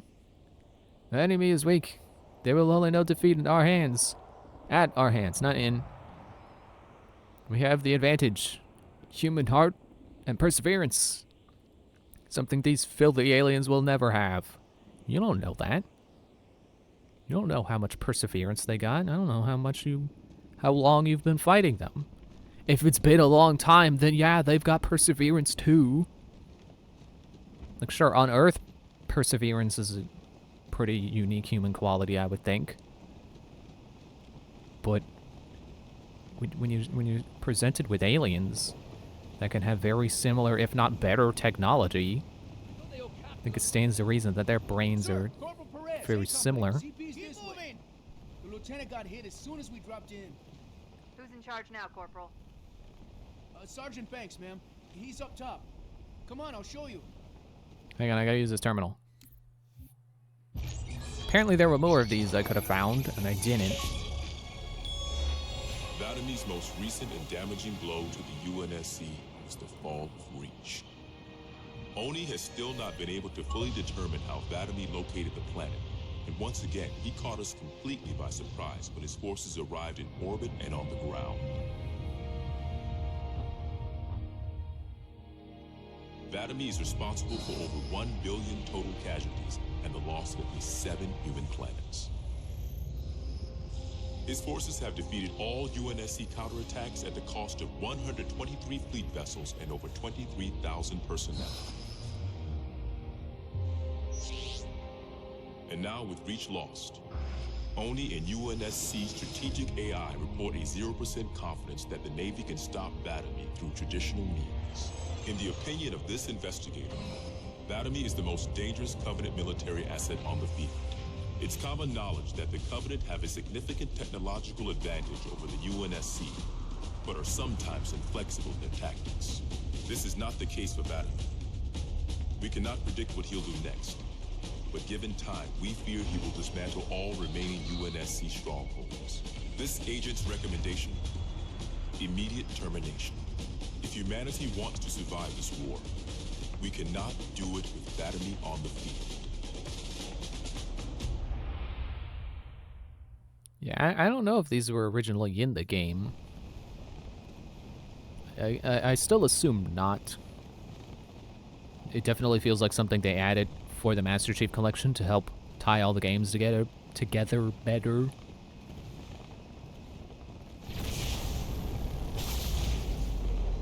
When I asked for reinforcements, I didn't think they'd send a Spartan. We got trouble.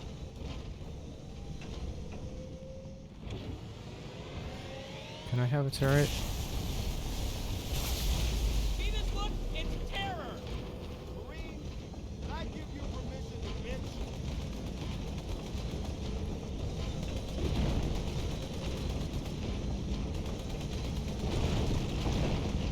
I don't think it's stopping. Get your heads down.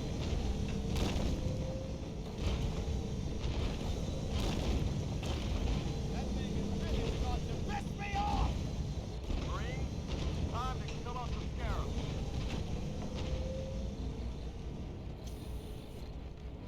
Oh, okay. I guess we're just gonna keep moving on. Gotta go see Banks.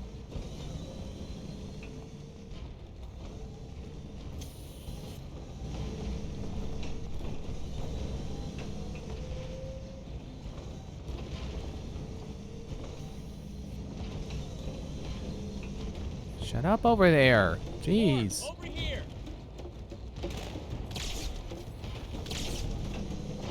I'm coming down there. I missed.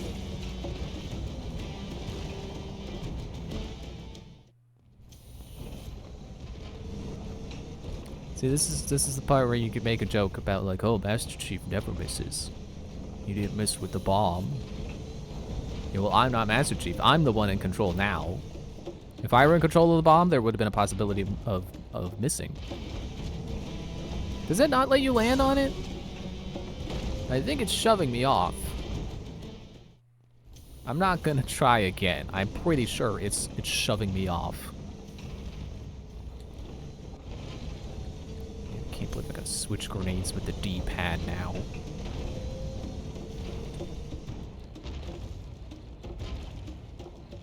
I almost fell off.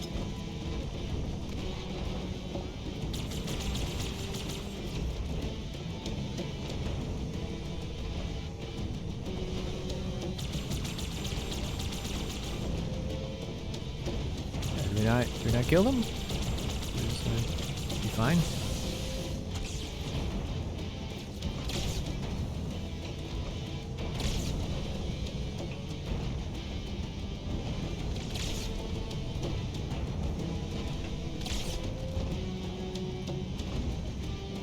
Alright, it's got 2 levels of zoom.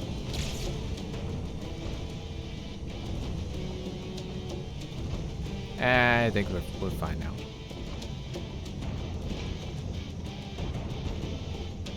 Apparently I was not supposed to stay put.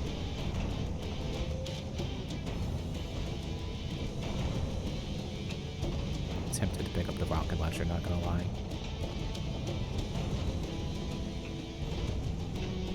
I don't know what I'm gonna, or what they expect me to use it on, but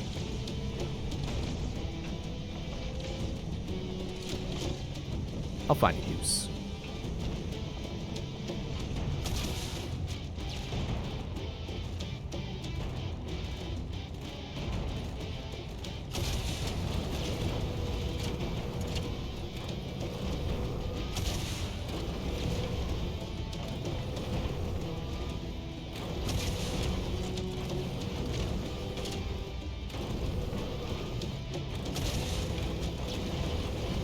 Really tricky to aim a rocket when they're shaking so much. I think I was supposed to keep up with the group, and I just didn't. I never caught back up. You can't go any further this way. We have it trapped. That shot better make it count. Can't tell if I made it count. Switching out for a battle rifle.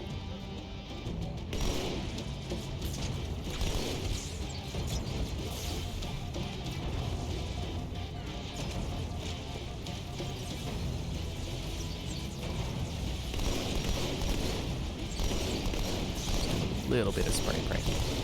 Just a little bit.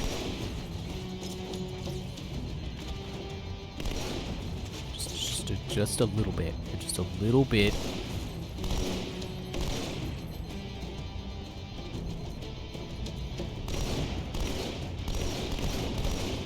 Just a little bit. Is that a shotgun? Shotgun.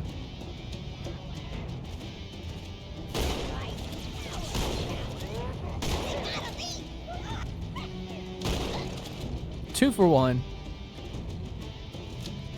Hello? Who's piloting this thing? Time to die. Careful, Chief. I didn't mean me. And those pilots are no pushovers either. A little too late for careful, Chief.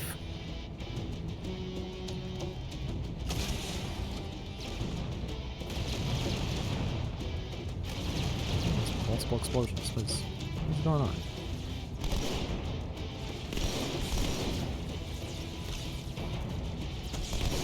Stop pulling me out of the scope.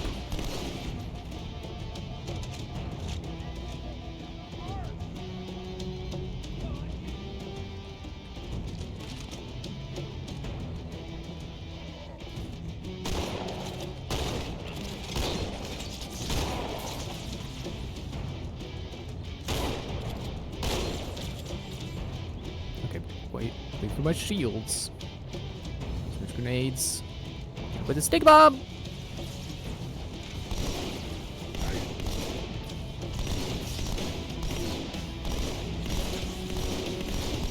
Man, you take a lot of bullets to the face. Well, I'm trying to retreat. Getting stuck on a wall.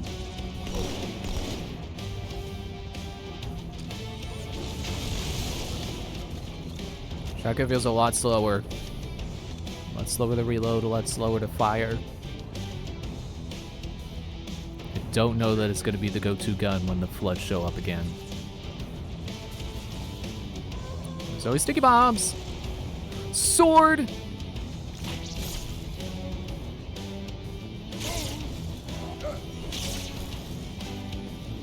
One thing I remember, offhand melee does not... Like, you might think, like, oh, if I use offhand melee with the sword, it won't drain battery power. No, it still does.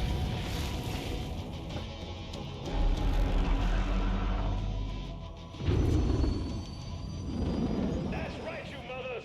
Run! Not if we can help it, Sergeant. Extract the chief and return to an amberclad. Roger that. Status. Sir, the Prophet is bugging out. Request permission to engage. Negative, Commander. All Vector 2 heavies for Starside intercept. Bam! Slip space rupture off the target's bow. It's gonna jump inside the city. There's no time, sir. Green light. Green light to engage. Punch it. Get us close.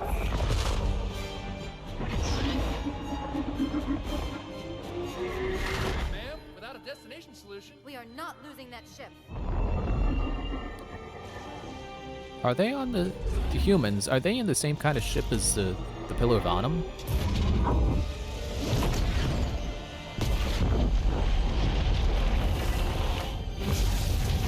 Well, there goes that city.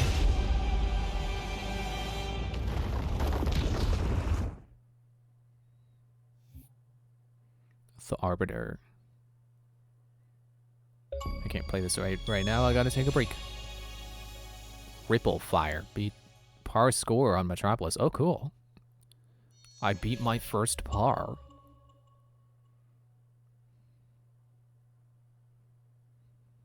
And then the less flashy achievement for the less exciting achievement of beating the level. Hang on. I gotta take a break. But then, when I come back, we can see the cutscene.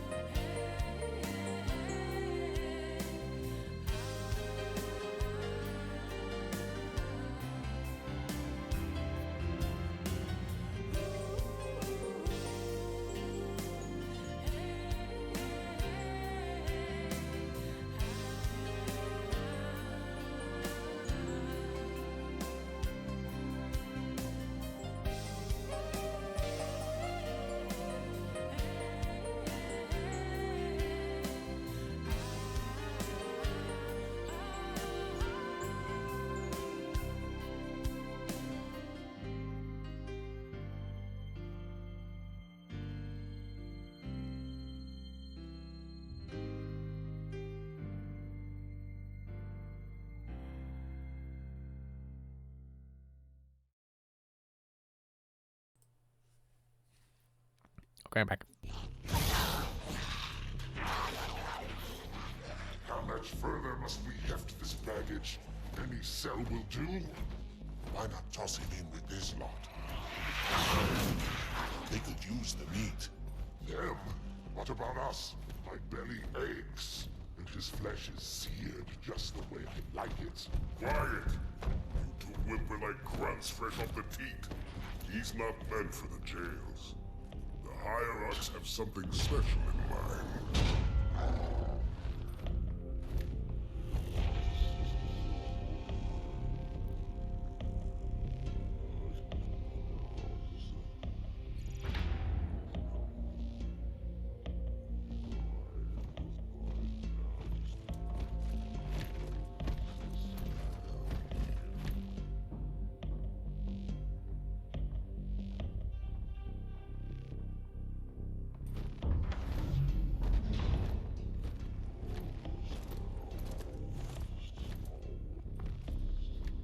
Noble prophets of truth and mercy, I have brought the incompetent. You may leave, Tartarus. But I thought... And take your brutes with you. Release the prisoner.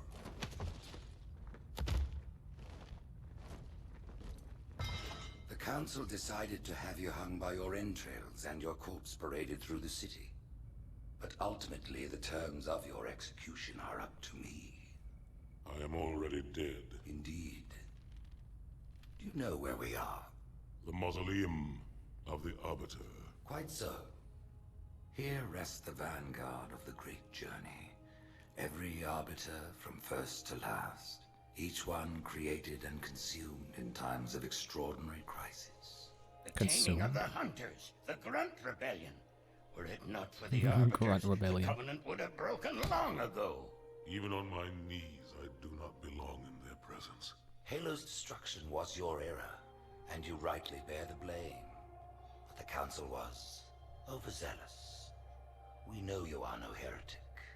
This is the true face of heresy, one who would subvert our faith and incite rebellion against the High Council. Our prophets Who is are that? false. Open your eyes, my brothers. They will use the faith of our forefathers to bring ruin to us all. The great journey is This heretic, and those who follow him, must be silenced. Their slander offends all who walk the path. What use am I? I can no longer command ships, lead troops into battle. Not as you are, no, but become the Arbiter. And you shall be set loose against this heresy with our blessing. You mean become the Arbiter again? Wasn't he already Arbiter? His subtitles say he's the Arbiter. What of the Council? The tasks you must undertake as the Arbiter are perilous, suicidal. You will die, as each Arbiter has before you. The Council will have their corpse.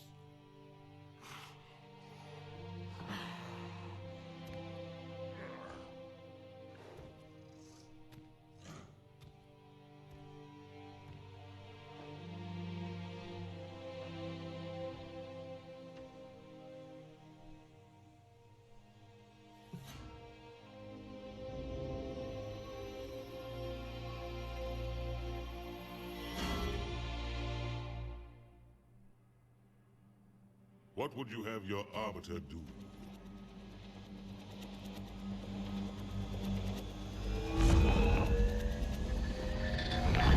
When we joined the Covenant, we took an oath. According to our station, all without exception. On the blood of our fathers, on the blood of our sons, we swore to uphold the Covenant. Even to our dying breath. Those who would break this oath are heretics, worthy of neither pity nor mercy. Even now, they use our Lord's creations to broadcast their lies. We shall grind them into dust. And continue our march to glorious salvation.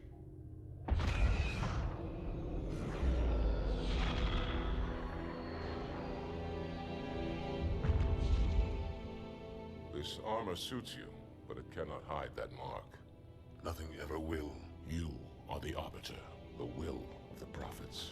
But these are my elites. Their lives matter to me, yours does not. That makes two of us.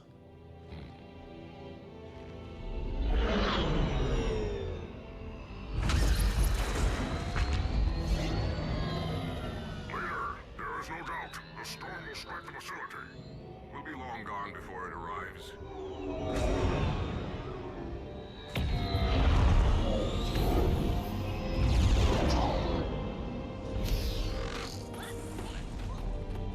Warriors, prepare for combat.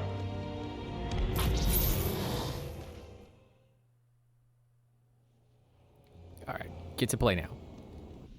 We are the arm of the prophets, Arbiter, and you are the blade. Be silent and swift, and we shall quell this heresy without incident. So this is the Arbiter. You get to play as an elite. This would be your player 2 if you were doing multiplayer. Which is what I say was funny. Is why would he be helping Master Chief before the point in the story where that even happens? If it ever happens at all, I don't remember. Pretty sure.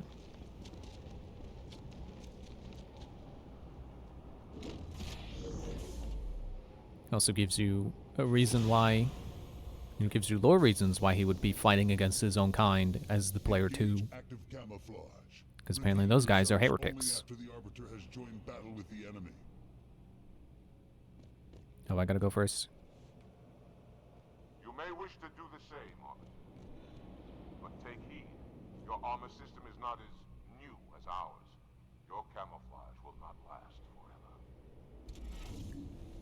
forever. How do I camouflage? Okay.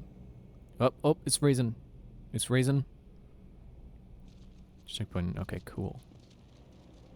I don't remember the Arbiter being able to camouflage.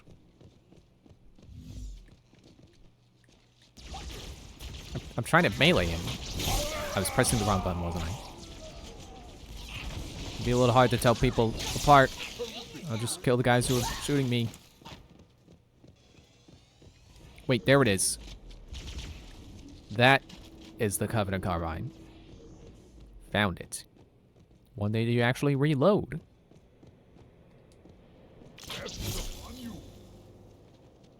It is well hidden. I don't know how I'm expected to tell my allies from my enemies.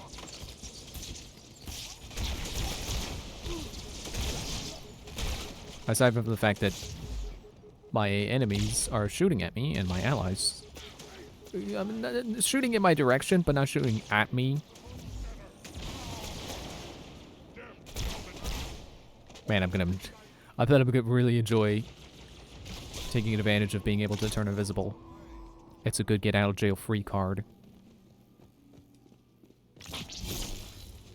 Trying to test if maybe the, pressing B instead of the trigger to melee with the sword does, uses less battery. Maybe it does less damage. Nope. 10 energy no matter what.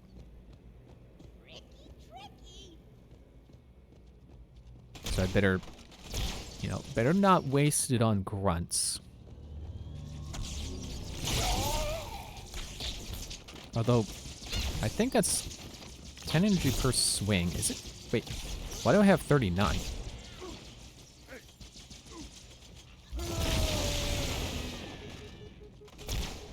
Oh.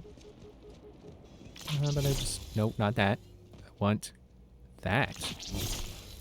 Yeah, why was that at 39 energy? I thought it takes 10 per hit. Unless... I was gonna say... When you swing it and it hits multiple people... Does it still only take 10 energy? Does it take more? Does it take reduced energy per additional target? I mean, like 10, but then also additional energy consumption that is reduced per target.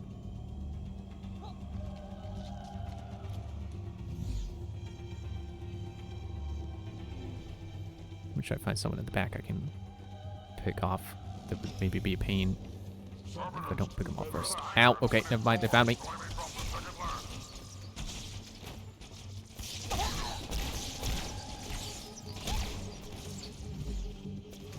Time for that to come back.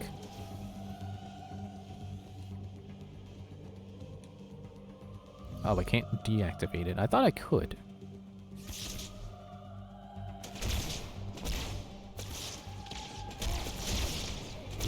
Don't make me come down there.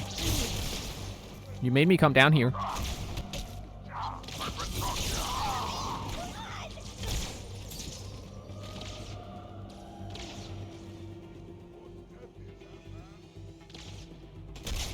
Trying to see if that drone was bad. It is. Yeah, I definitely like the carbine better than the plasma rifle, whatever it was. Oh, I can pick up the drone's gun. Nah, I'm good with the carbine. Yeah, because this thing doesn't shoot through ammo like the... whatever it was called. Plasma cannon?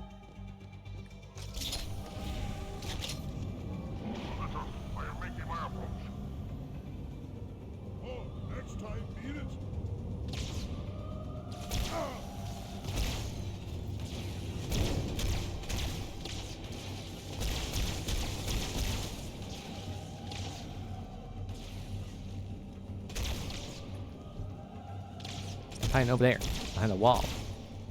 Cheater.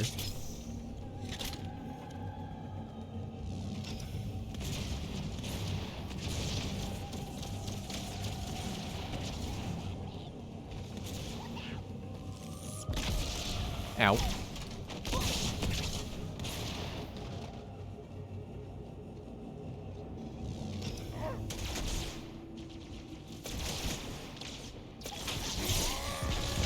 So apparently I was remembering the story of the Arbiter wrong, because I thought it was that he gets branded a heretic and then just joins the humans, which, you know, saying it out loud, it's like, well, why would he do that? That sounds stupid. He immediately joins his enemy just because his allies kicked him out. But this is a story of redemption. Makes more sense.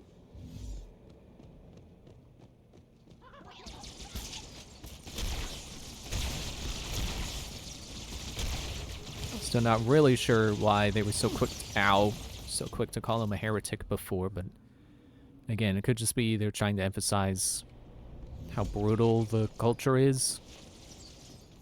Maybe it was those guys in particular who were brutal. Because it did say the council went hard. You know, they were overzealous.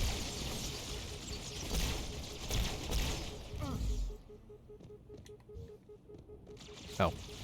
Only is just now starting to recharge. Dang it.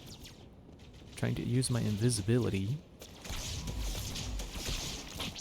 He knows!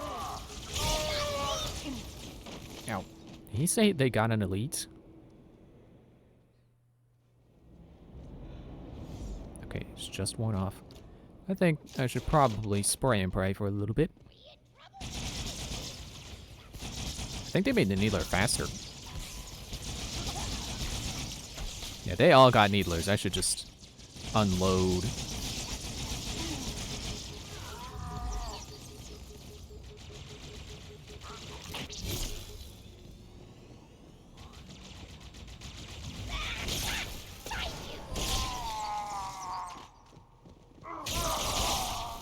Ah, he's got a sword too.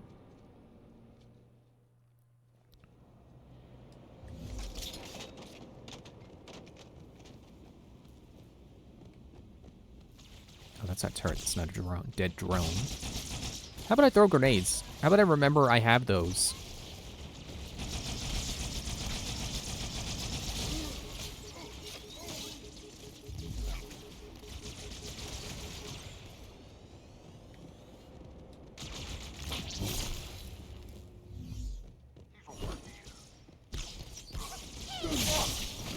How come his sword kills and mine doesn't kill him?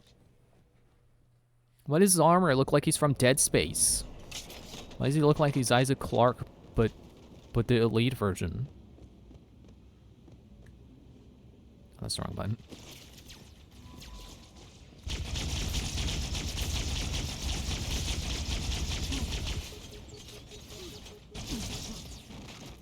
That was worse than before.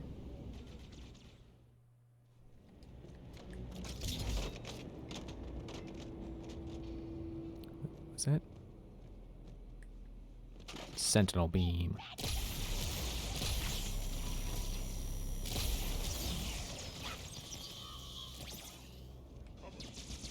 Man, I really want to play some Borderlands, because this has me in the mood for other shooters.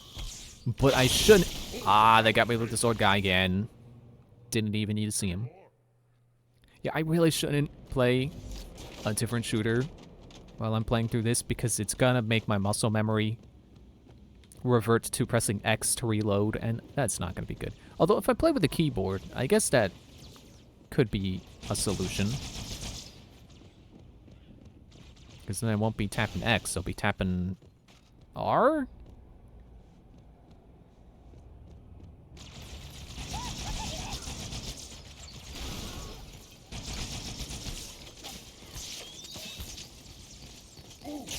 I was just wondering... I was just wondering where that guy was. He was there, ready to stab me.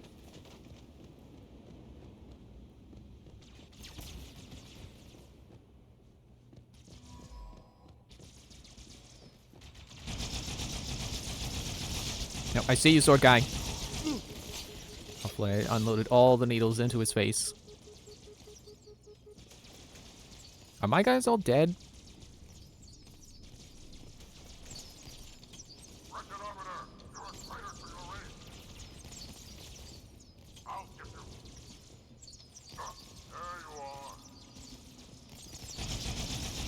I don't know if the guy talking was the sword guy. There he is. What's the matter? What are you running for? What's this? Fuel rod cannon? I thought that was a Halo 3 weapon. Does not have a lot of ammo. Actually, it does explode. It's like a Covenant rocket launcher. Okay, well, don't use it on the guy who's standing by himself. That's the point I was getting at. Will they explode? Like, yeah, they explode. Here's the rest of the sentence. So I should hit the guys that are all... I should hit them when they're together. Is that another fuel rod cannon? Nope, not that. Fuel rod cannon.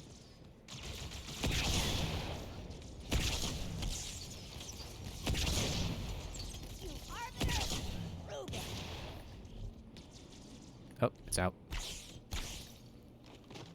Okay, fine, I'll use this.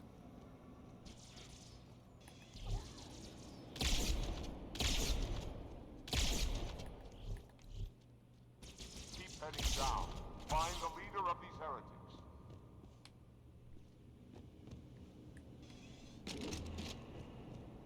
Okay, where is the door? Excuse me, jeez. Where's the door that leads down? Oh, is it that door? Were they coming from this door?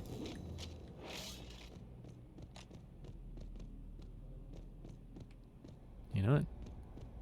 Like I was saying before, it seems like dual wielding is a very valid strategy when you're hanging on to a really cool weapon in your back pocket.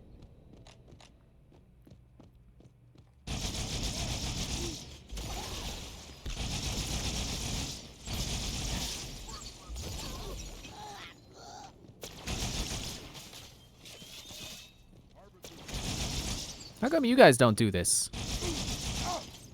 Am I gonna regret saying that? Are they gonna start doing that when the difficulty starts going up? And I'm gonna regret them having two needlers.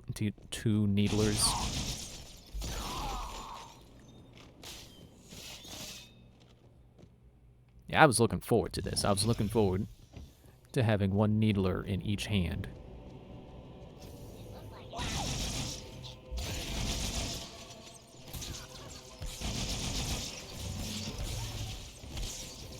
They're still carrying them.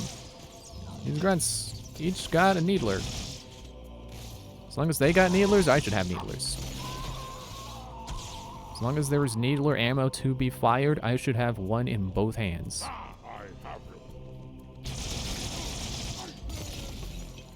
It's just fun. Shoot them full of needles, and then if the needles don't kill them, the explosion does. Actually, I feel very confident in saying that The main strategy with needlers is the explosion. You want your invisibility to work. You want them to explode. They're not as good until they explode. In a way, they're like a quirky rocket launcher.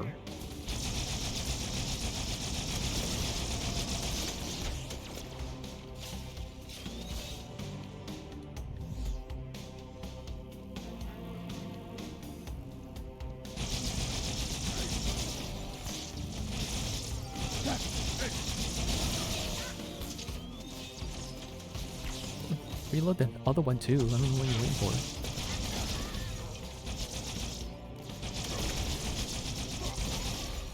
I probably shouldn't be firing both at once. I should probably be staggering so that when one runs out, I can reload it while firing the other. But if I pull both triggers at once, it sprays needles faster, and then they die sooner.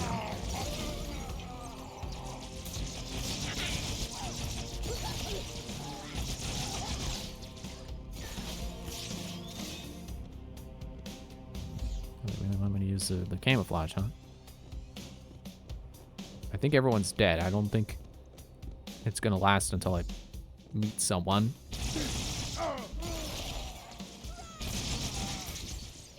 Nice try.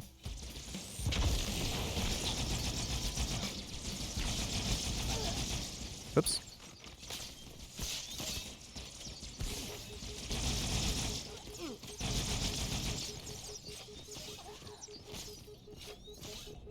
You got more needles for me?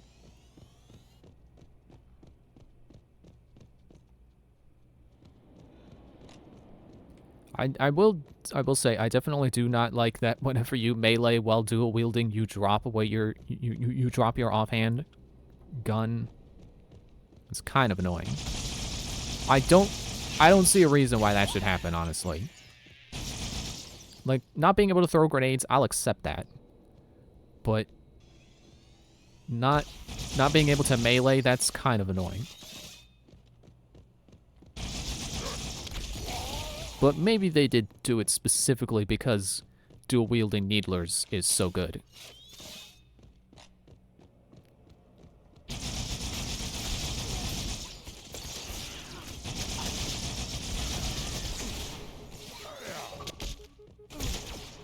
Who's hit me from behind? Hey. What was that achievement for? Too busy trying to not die from the guy hitting me in the back of the head. New sword. Don't know how much battery my current one has.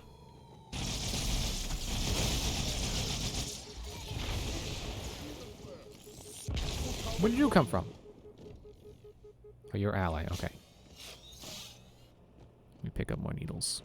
You like needles, friend? I like needles.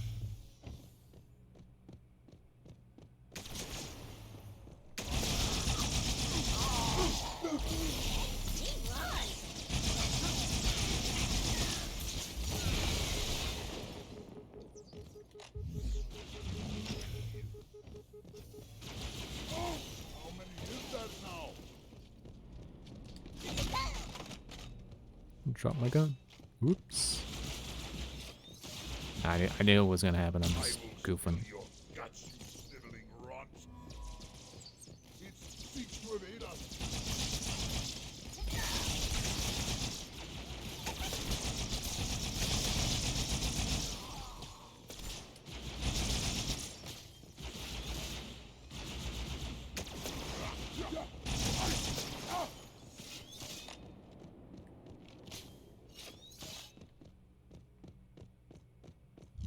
Make sure both of them are topped off.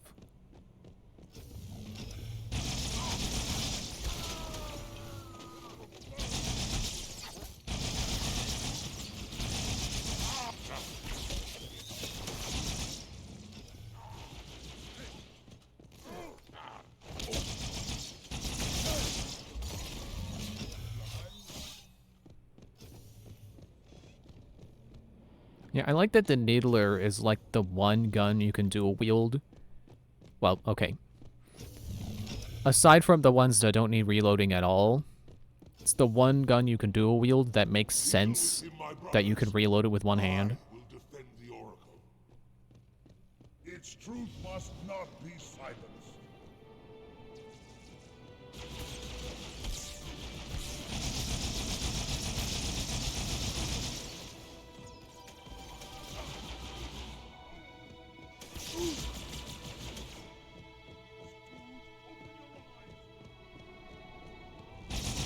The heretics are mobilizing their air forces on it. Get after their leader, but watch your back. I'm sending one of our phantoms to support you. These things do not look good in... It's not brown, but it's close enough that it makes me think it looks like poop.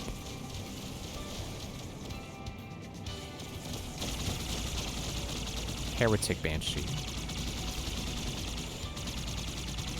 I like that the achievement just happened to be called Dirty Bird after I had said it looks like poop.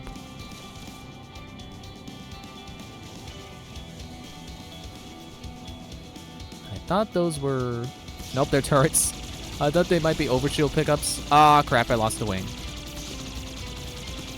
Now I can't shoot as good, I think, maybe. Trying to make a Star Fox joke, I guess it's not true. Not true for the Banshees, anyway. The heretics have weapon emplacements all over the facility, Arbiter. We'll take them out one by one until we find the heretic leader. Can I get a new one? You mind if I switch out? Good. One that still has both of its wings, please. You don't mind, right? Surprised the other guy didn't get in with me. I can boost now, so I should do that. Didn't Banshee used to have bomb? Found it! Now it's on B. B for boom. Oh man, a can barrel roll. I really am playing Star Fox. All range mode. Yeah.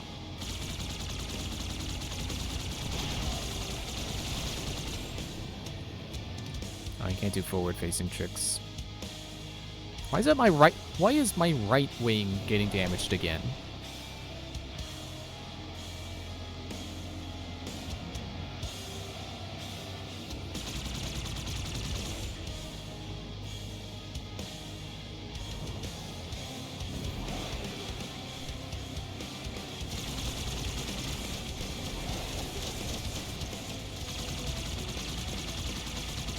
It's kind of reminded me of the levels in Crash 3 where you're in the planes. Except now I'm the one protecting the thing that isn't a plane. The bigger aircraft. I was replaying that recently. Actually, I've been replaying a lot of games recently, like lately, like over this past month. Because which one did I start with? I think I did Crash 3, and then I went back to Crash 2. Which, neither of those were new saves. I just replayed the levels. So I didn't do the bosses either. I need a new Banshee. I don't think I'm gonna get one. And then I also did... Okay, checkpoint, good. Don't tell me it checkpointed with the damaged wing, too.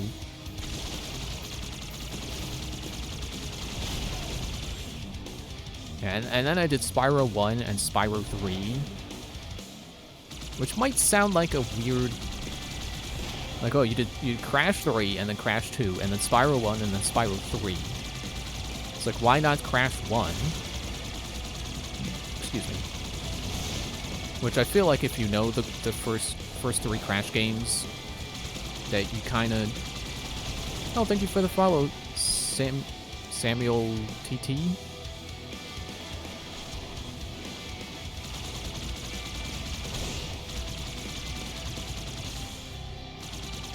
Yeah, that, what was I saying? No Oh man, I am so beat up. Oh, new ones. Hang on, let me get a new one. Yeah, if you know the original Crash games, that you know that Crash 1 is kind of rough. It's not bad, but it has really annoying difficulty spikes. So I was like, you know... And I was playing these on my Vita, so it's like I only have so much space on the Vita. I did originally put Crash 1 on there, so I would have all 3 of the original on it. And then I hit a difficulty spike, and I'm like, nah, I'm going to put Spyro on here. So then I put Spyro 1 on, and I was like, oh, you know what, I'll make space, and I'll put on Spyro 3 as well. Oh, look, he fell out. It didn't blow up, he just fell out. Looks like I'm not the only one who accidentally hits the eject button trying to find cool things on the Banshee.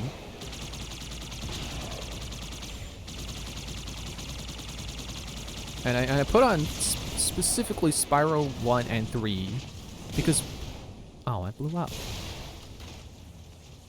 Because when I had... It's checkpointing me right as I was getting out. It's a little awkward, but okay. Because when I was playing through those on the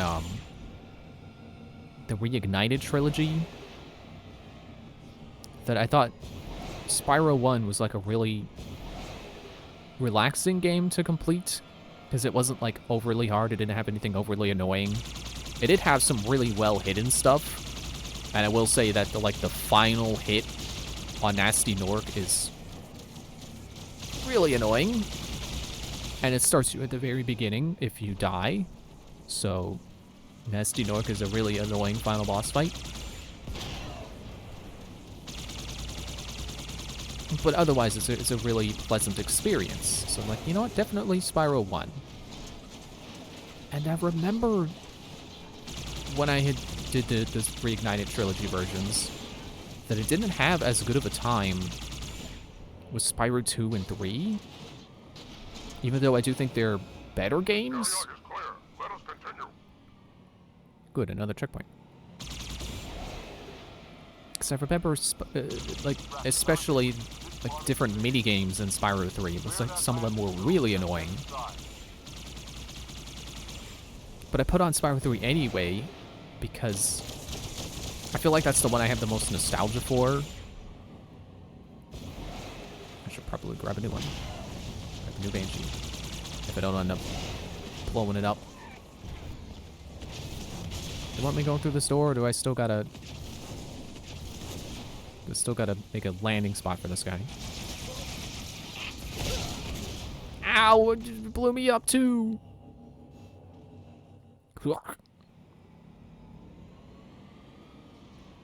But, yeah, so I replayed... Also, I replayed Crash 4.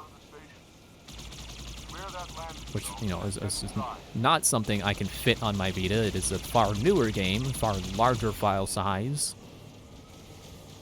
Also did not receive a Vita port as far as I know. But I replayed Crash 4 and definitely love Crash 4 for the first, 3 quarters. And then, after the Ice World, it has some really annoying level elements that I did not enjoy. It can get the kind of difficult where the challenge is less fun and more annoying to the point where I don't know that I really want to play through it again. If I replay through the game, if I did it again, I would not play those levels again. I'd probably just stop. Be like, alright, I've had my fun. But,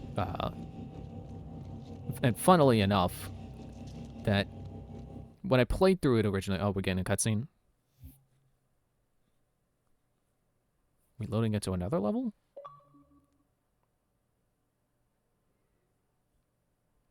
I don't really want to do another level, but I do want to finish my train of thought.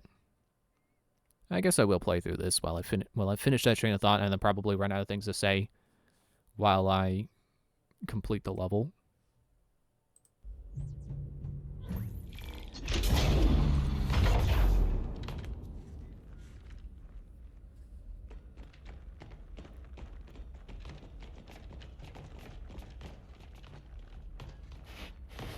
What is it? That stench. I've smelled it before. Oh, that guy's got a wounded mouth. Like, instead of having the 4 mouth prongs, he's got like 2. Cool, it remembered what I had. I wonder if Halo 2 remembers what guns you have. I haven't been paying attention with Master Chief. Oh no, the flood! Already? By the rings. What is that? Sorry, I'm scratching my face. Yeah, my cloaking doesn't last as long as yours.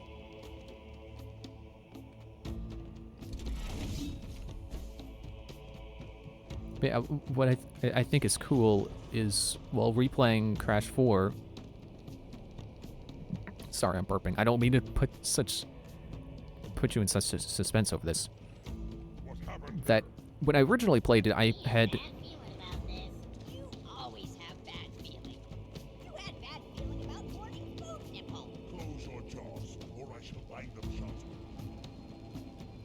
Guys, do you mind trying to say something? What are you doing? Oh, you're a hologram. Hold your fire. I wondered who the prophets would send to silence me. An arbiter. I'm flattered. He's using a hologram. He must be close. Come out so we may kill you. Get in line.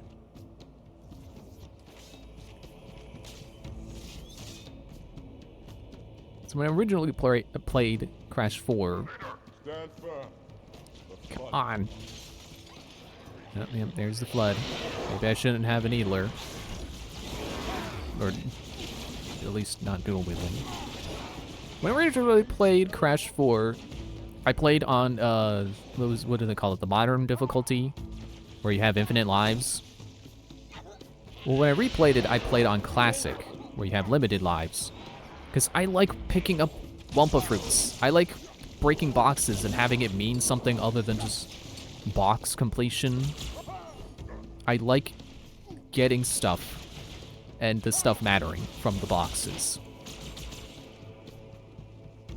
So I played on classic, and it felt easier this time. Probably because I actually knew the levels now. That I actually know the levels now if I use proper tense. Hang on, this feels like a good weapon to use. I remember this being good. So yeah, I had an easier time, and when I tried playing through on classic the first time, because I had the same sentiment of, oh well, I like Wumpa fruits meaning something. I like having a reason to pick them up. I game over several times. And this time around, I didn't game over at all. In fact, I actually, for a good chunk of the game, I had 99 lives. I had the maximum amount of lives.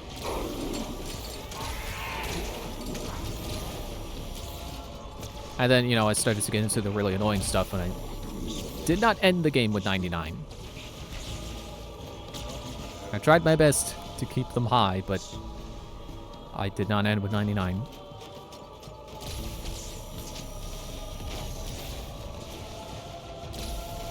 But I just thought that was cool. I replayed the game, and for most of it, I had 99 lives instead of gaming over. Like, I don't even feel like I'm that better at platformers.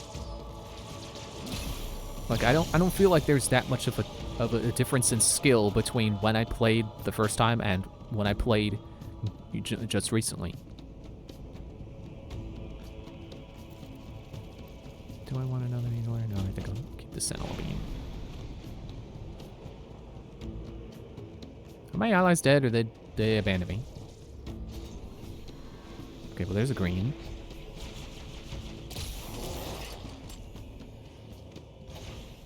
Anyway, back to my original point about Spyro.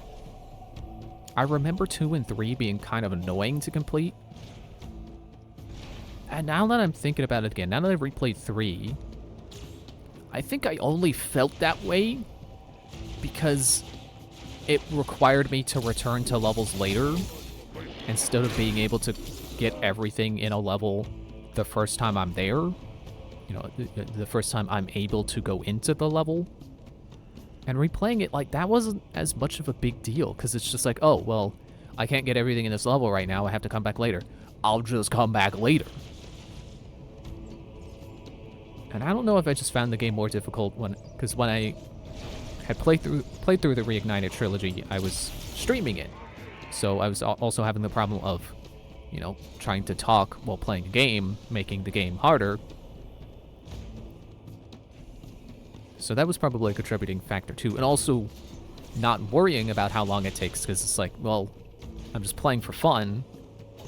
It doesn't matter if it takes me longer to beat this than it did before. Like, there's no rush to beat it. You know, I don't have to worry about, like, oh, I want to finish all these levels tonight because, you know, I'm streaming.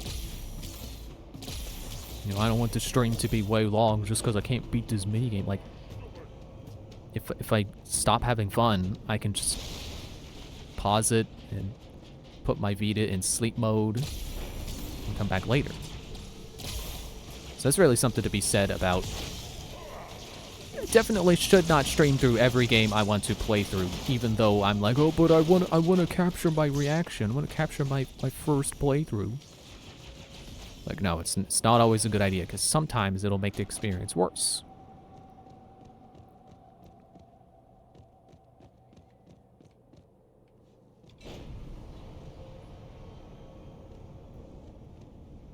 And yeah, I definitely had a lot more fun with Spyro 3. Replaying it this time. And again, probably because I was having an easier time because I wasn't also trying to talk over it, but stuff just felt easier. Like, nothing felt like that much of a pain in the butt as much as some stuff did before. What is that? What gun you got?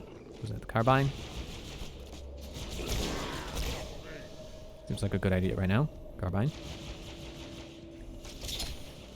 Oh, it's only got 20 ammo, though. Excuse me, stop, barbarian, jeez.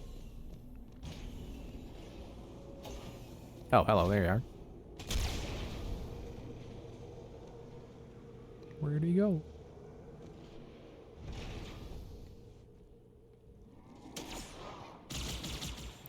And, like, really, I remember there being several missions, several mini-games. Oh, good, 36 rounds. Several mini-games that really annoyed me before. Like, I remember not really having fun with, like, Agent 9's levels. But this time around, they really weren't that hard. Like, even the one... Actually, I forget if it was that last level. I want to say it was that last level, but remembering what the last level actually was, it's like, well, did I really find it that hard the first time I played it? It doesn't seem like it was that hard even back then. Oh, crap, my only ally died. Stay down.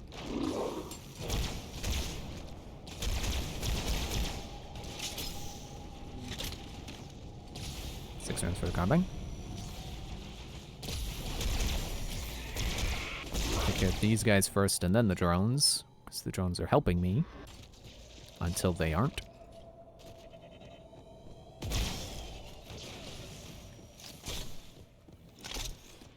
Like, I remember not liking anything with Bentley past his, like, initial level. And I don't know why.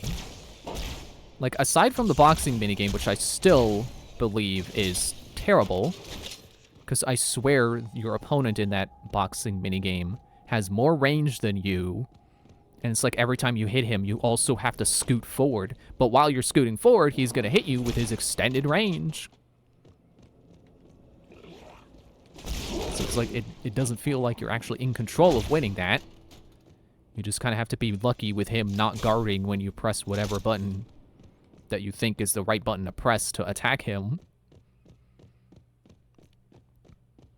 Although I think Therian said he beat that minigame by spamming, I'm going to say circle? which would be the the slow but heavy attack. Or maybe he did the quick jab.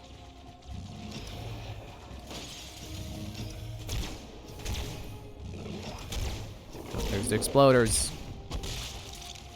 Great.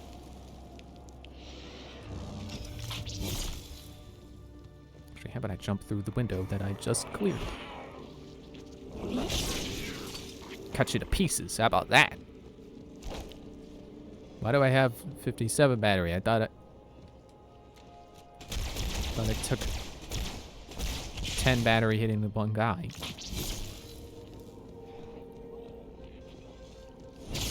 Like, I remember Whack-A-Mole. There's like a section with Bentley where you basically just... Actually, not basically. You literally are just whacking moles as they pop out of the ground. It's literally Whack-A-Mole. I remember that being awful, but it really wasn't. It took me a few tries, but... Come on. Die. It took me a few tries, but it's the same as the other stuff where it's just like, okay, well, it took me a few attempts, but who cares? It doesn't matter, because I'm not trying to get this finished so I can end the stream in a timely manner. And I don't have to worry about it being entertaining while I do it. Oops, that's not reload. That is not reload in any game. I press B. B is not reload. Maybe I should use the turret. I don't know.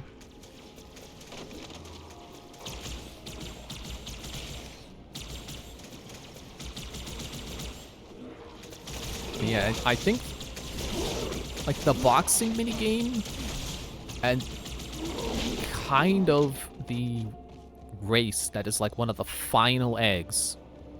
It's like the only things that really annoyed me the second time around.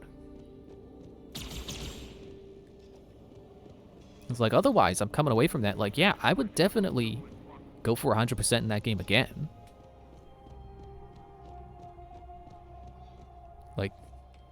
Like Crash 4, like I love that game. Oh, this is one of these. I loved Crash 4, but I'm definitely not finishing it again, and I've never 100%ed it, and I don't think I ever will. Your actions do not make sense.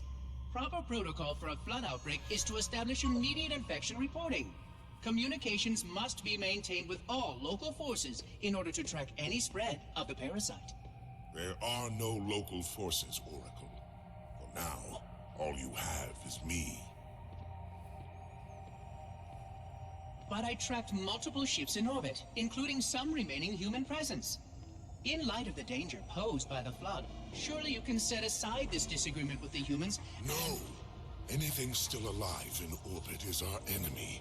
The humans have very good cause to kill us on sight, and the knowledge you've shared with me casts doubt on the entire purpose of our covenant. If any of our ships remain above us, they are not the help you seek.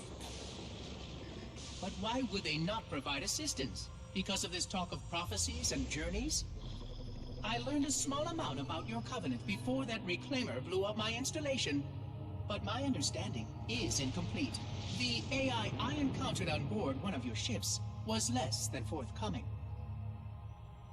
Oh, does he think Cortana was one of their AI? Is that thousands of years ago, at the founding of our great covenant, a bargain was struck between the prophets and the elites. A bargain which I fear will be the end of us.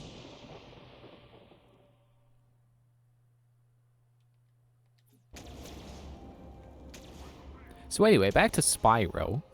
I definitely feel like if I were to replay Spyro 2, I would also have the same sentiment of, this is not so bad. I don't know what I was worried about. What I was complaining about the first time. Because I know Spyro 2 was... It's the same thing where I was annoyed by levels wanting me to come back later. And I feel like it is a lot more arbitrary in Spyro 2.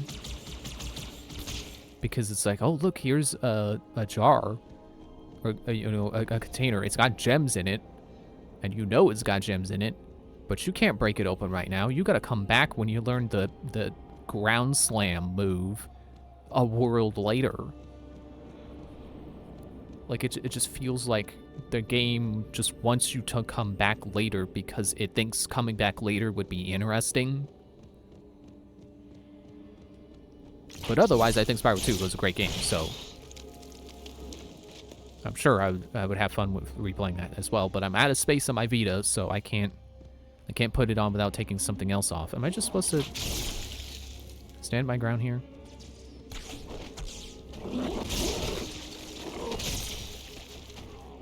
I'll slice all you to bits. Ow.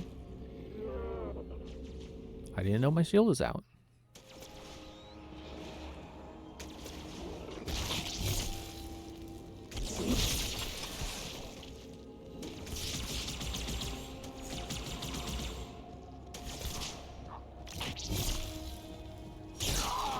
And I do know that there are some levels in Spyro 2 that I do have a lot of nostalgia for.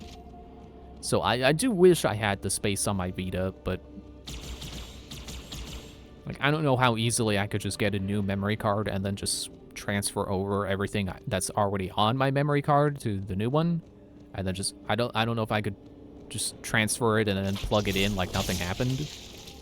I don't think that would happen. I don't think it'd be that easy. But I do want to. You know, I'm pretty, not by Sony themselves, because I'm pretty sure they shut down the PlayStation Store for the Vita. But I am kind of incentivized to get a new memory card so I can put Spyro 2 on there. You know, maybe put Crash 1 on there as well, even if it's not as fun as Crash 2 and 3.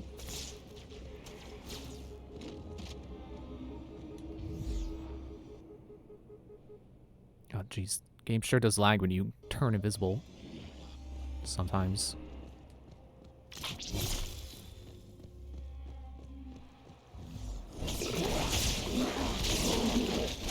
Oh, come on.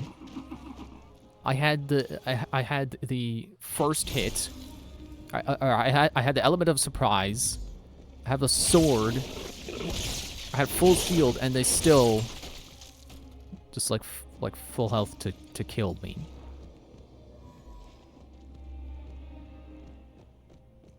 Isn't there a term for that when you, like, maybe not one hit KO, but like from full health to kill?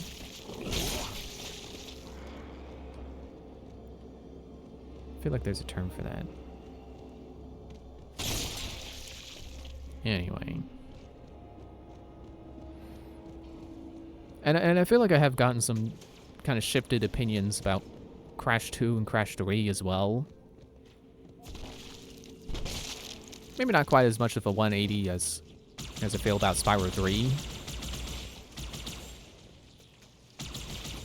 But, how about I turn invisible? Never mind, they shot me.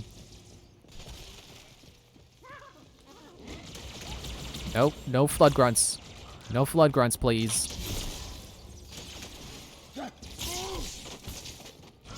Yeah, like, I would say Crash 2 is my favorite out of the original 3. Hang on. Don't want to waste my sword on you. And that's because I would say that it was easier to get 100% in. Not that it doesn't have a standout pain-in-the-butt level. Cold Hard Crash. But I feel like Crash 3 has more standout pain-in-the-butt levels to complete. Like, pretty much any stage that has a vehicle in it is a pain in the butt to get to complete, to get all the boxes in. Like the plane stages, the bike stages. I really don't like the bike stages. Like, Leader,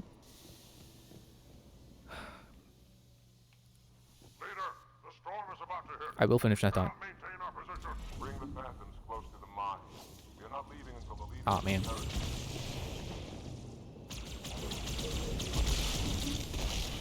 Like, after I originally completed both games,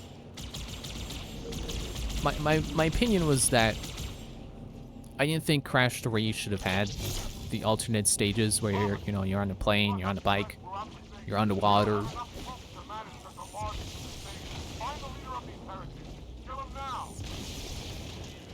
Like, I don't think they're bad. They're fine. But I wished that Crash 3 had just been all Crash, or at least had more where it's just normal Crash gameplay, and that they have too many stages that are not Crash gameplay. And I do still wish that Crash 3 had more standard platforming levels. But I think the other stuff is just, it's fine.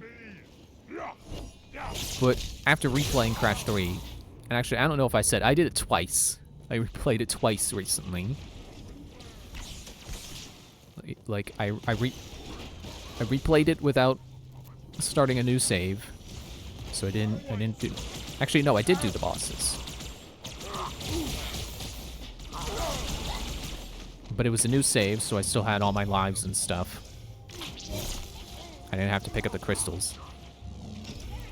And then I recently played it again for a fresh save, so I did have to pick up the crystals and stuff.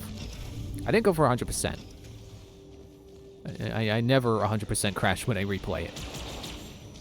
That's something I think I only needed to do once, especially because of those standout stages that are a pain in the butt to get. Which is really a sentiment, or really a testament to how good Spyro is as a relaxing game to complete.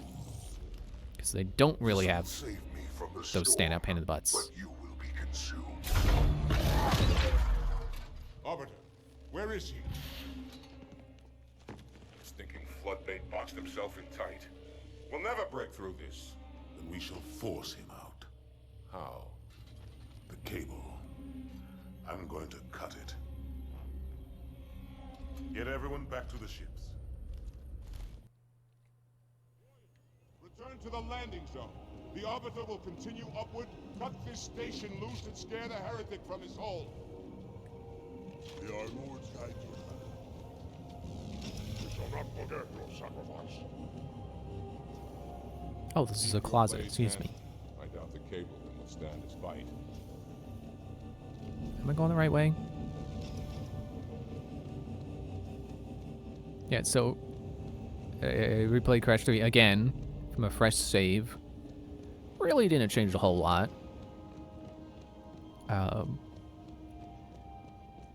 But the reason I did a fresh save when I played it again was because I wasn't sure if you got the crystals for the motorcycle stages, regardless of if you won the race.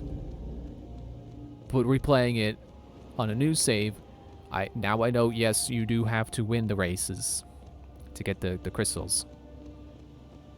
And that's why they're like, if I could delete any levels from Crash 3, it would be the motorcycle levels. I don't think they're fun. Like they're too clunky. It's just not a fun race section of a game.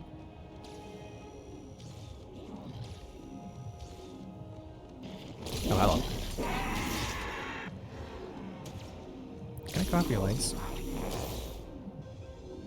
Nope.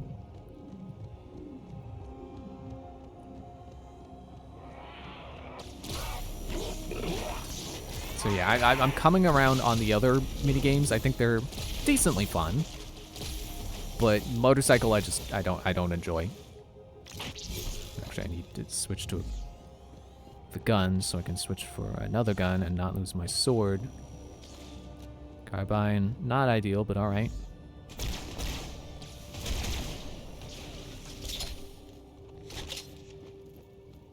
Excuse me again. Jeez, stop burping.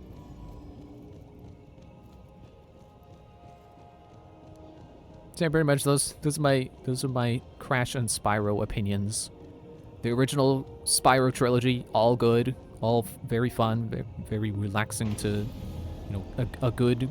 They're good games to play if you just want to complete a game and you don't want to pull your hair out. Hey, watch this. Watch what?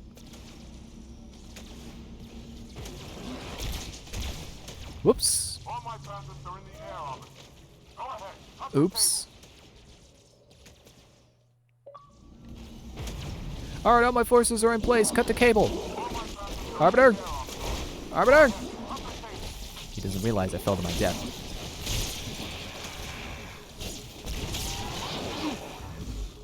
Yeah, well, there goes my invisibility. My cloaking. Hang on. To grab a fresh one.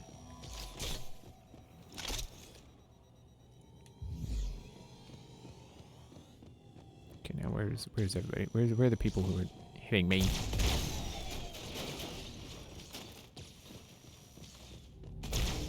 Yeah, maybe it's just me. Maybe it's just the remake.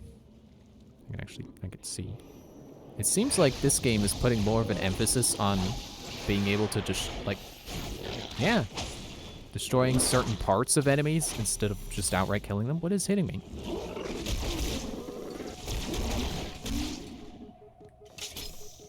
It does seem like there's more destructible parts of an enemy. Obviously, I don't think they added that to, like, the Covenant. But it makes sense to be able to do that for the Flood and the robots, because somehow we find that more socially acceptable. Oh no, you can't you can't dismember humans or, you know, aliens that are in their normal forms. But zombies and robots? Yeah, go ahead, rip their arms off. Who cares?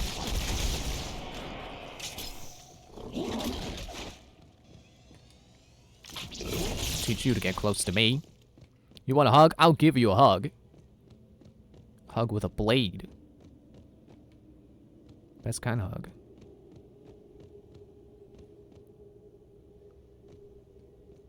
It says there's an enemy over here. Are you up? Hello? Okay, this will sound random, but this is why I think Ascend from from Tears of the Kingdom is so good.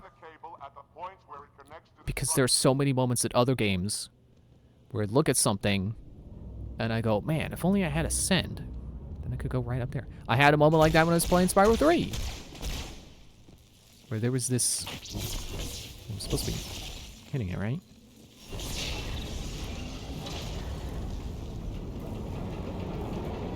What was this stage called?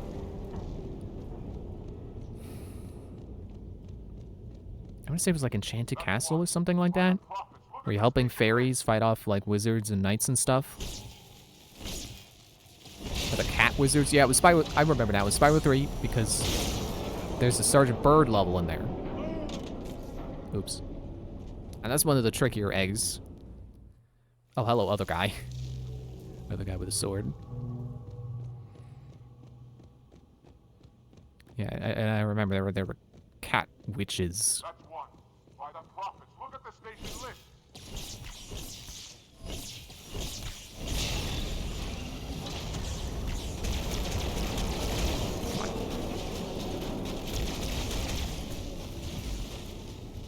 What was I saying? One final cable arbiter.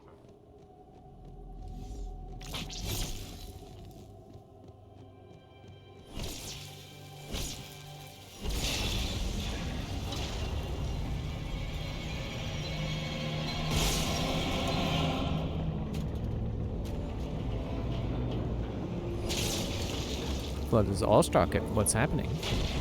Ah!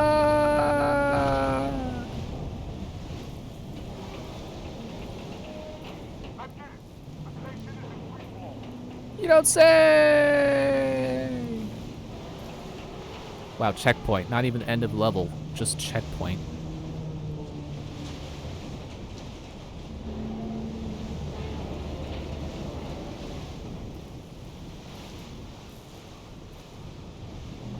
Oh yeah, I was saying about the platform where it's like, man, if only I had Ascend. Like, it's one of the very last parts, and there's, you know, you're in like a courtyard, and there's upper areas, and in the middle of the courtyard there's a tower with platforms that go out, so you can be under the platforms without being inside the tower. And I had that thought. It's like, oh man, if only I had Ascend, I would ascend right up here and be able to get right to these wizards that are hanging out up there.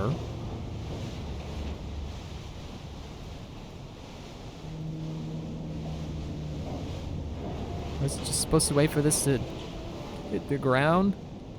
What am I doing? I feel like Ascend is a really good ability because it changes the way I think about other, you know, it changes the way I think about environments, and not exclusively. Oh, okay, I was supposed to go back down. And not exclusively Breath of the Wild or Tears of the Kingdom environments. Like, it makes me think that way in other games. The heretic leader is on the move. Do not let him escape. We'll stay with you as long as we can. I thought I cut the cords so he can't escape.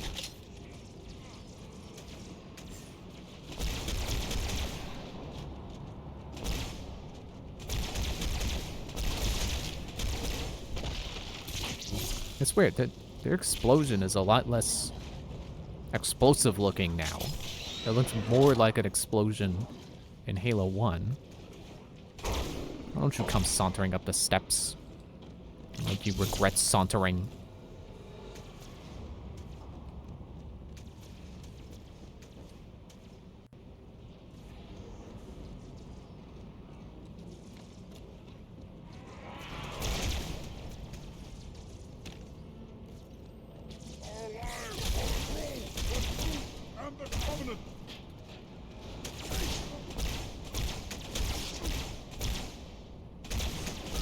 Man, it's not a very strong gun, is it?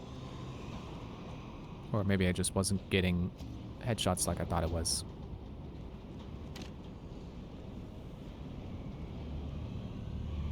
I like how the panel doesn't move with the elevator. It stays up there. Are you still alive, Arbiter? We're keeping pace as best we can.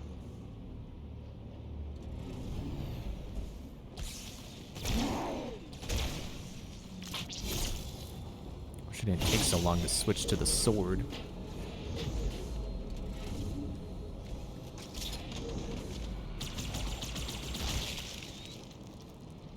I haven't paid attention. Does ending the invisibility earlier make it recharge faster? No sword. No sword. No, I will stick you. I will stick you. I'm out of grenades. I got him, though.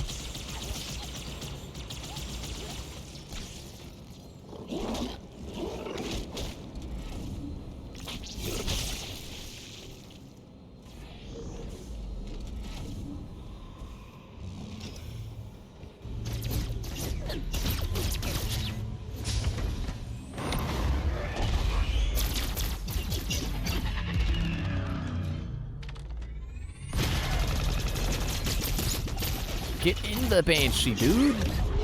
Get in it. There you go. This thing seems very specifically designed so you could just jump right in.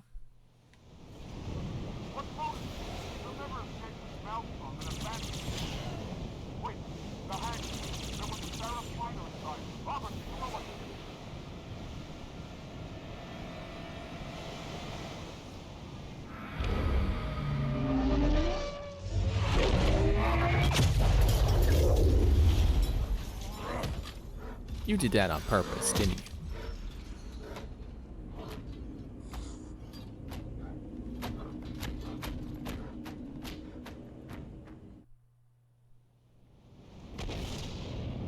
Dead or alive? Actually, just dead.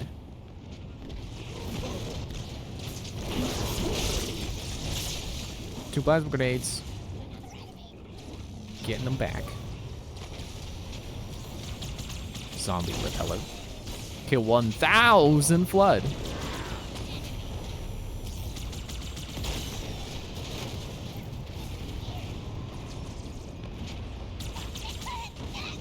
It still feels weird that the Covenant would still be attacking me once we do. Like, we're in the same room with the Flood, and then the Flood are dead, so they're like, alright, you're next.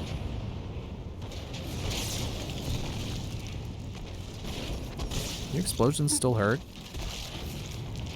Can't tell because I think the little guy's got me.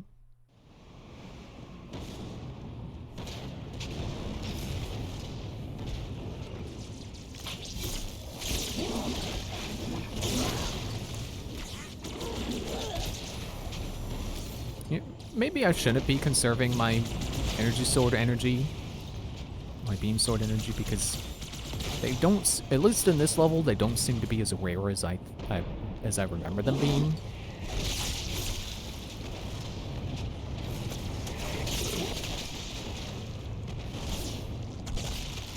Okay, yeah, I think that explosion did hurt. Which is why that's another reason why it's weird that they don't look as explosive now. Now I can't see the radius. I can't see the area of effect that I need to stay out of when they explode.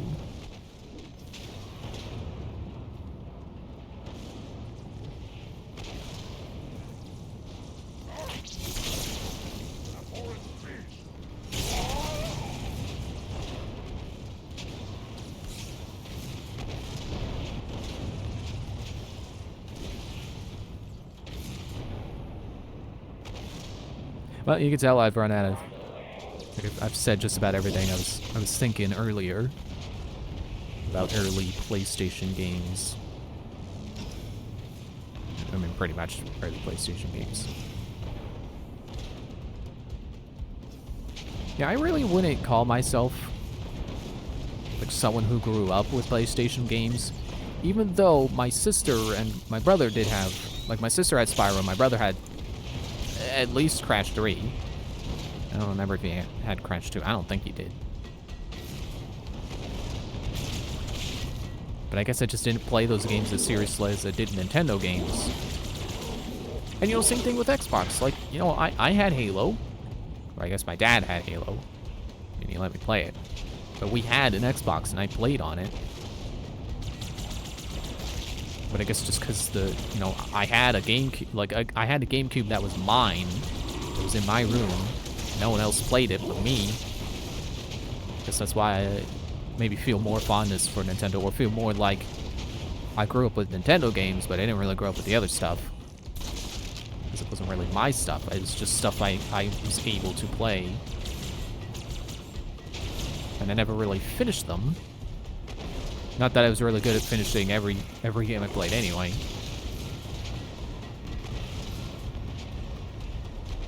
But, like, I definitely didn't finish any of the Crash games or Spyro.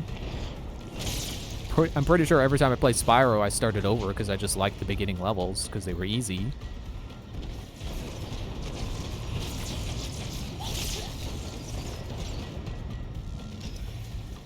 But I definitely think anyone who grew up with, like, Crash and Spyro, or even Halo, like, if they're nostalgic for that stuff and they just really like playing that stuff, might not even branch out to other things, like, that's perfectly fine. Those are great games.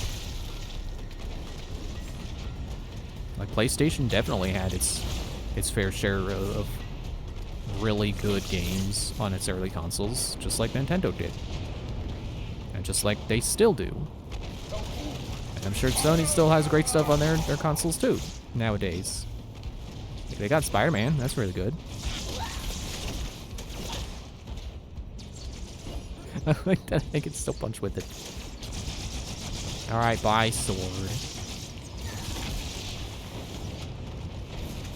And hello, two Needlers. Nah, just kidding. Am I able to hold more ammo when I have two of them? I think I do hold more ammo. Makes sense to me.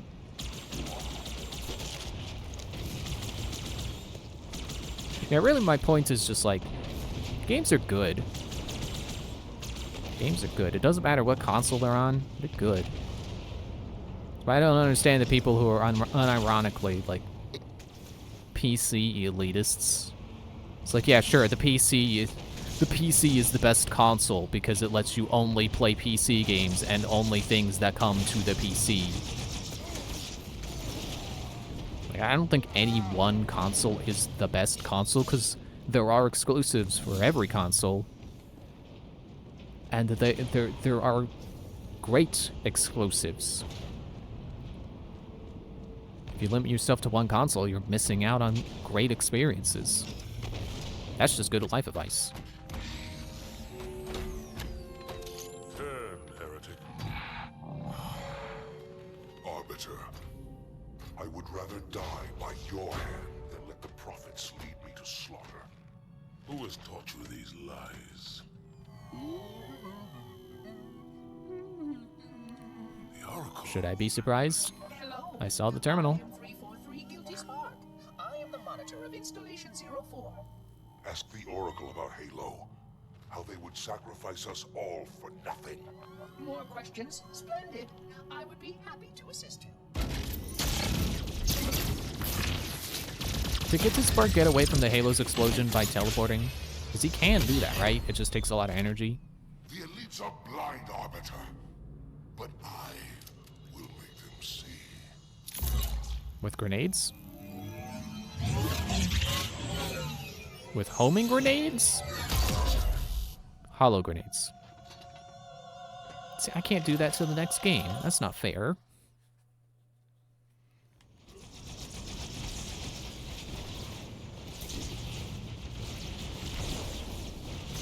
Man. Come on. The guy's right next to you. I'm just gonna hide in here. Whoa! I did not think that was gonna be a pit. I thought that was just darkness.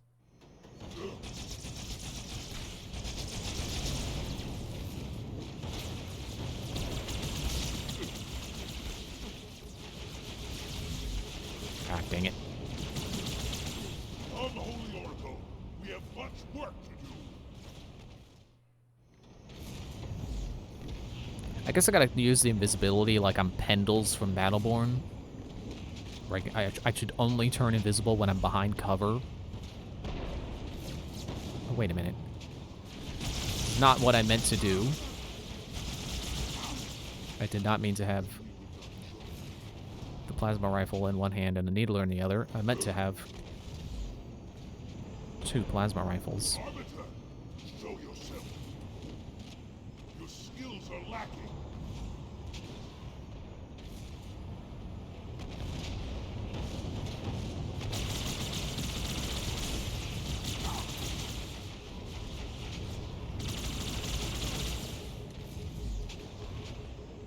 Wait.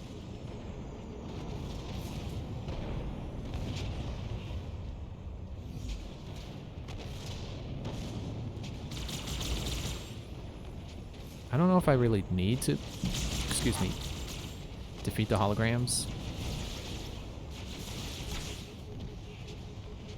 If I'm supposed to find the main guy.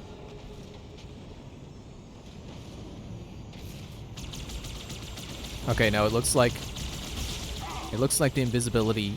Aw, man. It looks like the cooldown on my cloaking is always the same. Ow, dang it.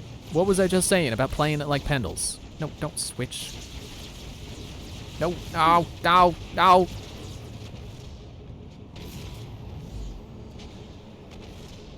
Arbiter, show yourself. You show yourself. I can't find you.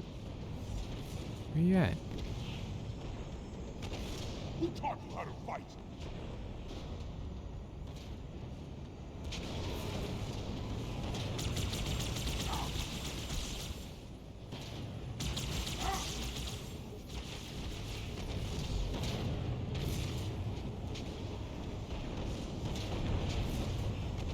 I'm trying to find that plasma rifle that I meant to pick up. It's a dual wield. Technically, I have the one I meant to pick up in my hand. I think I did switch for them.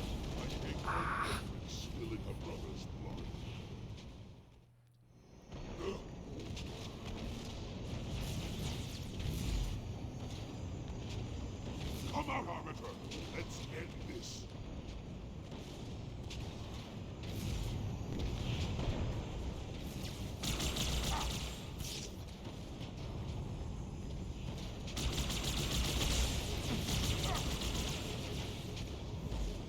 So you could do the staggered shooting thing, so that you're just constantly shooting your enemy, or you can hold both triggers at once and kill them faster.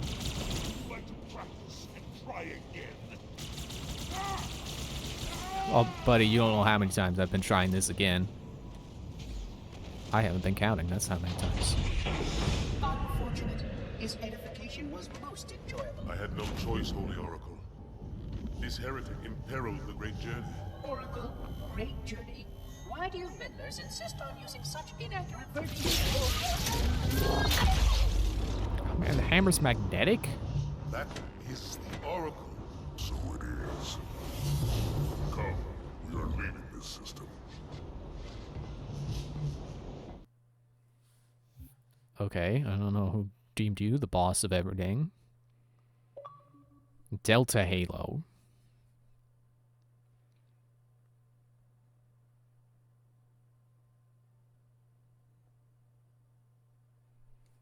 Okay, well, I'm not going to play this mission. I'm going to end here. But glad I got to play 3 hours of Halo 2 before the weekend tells me, hey, no, you can't play anymore.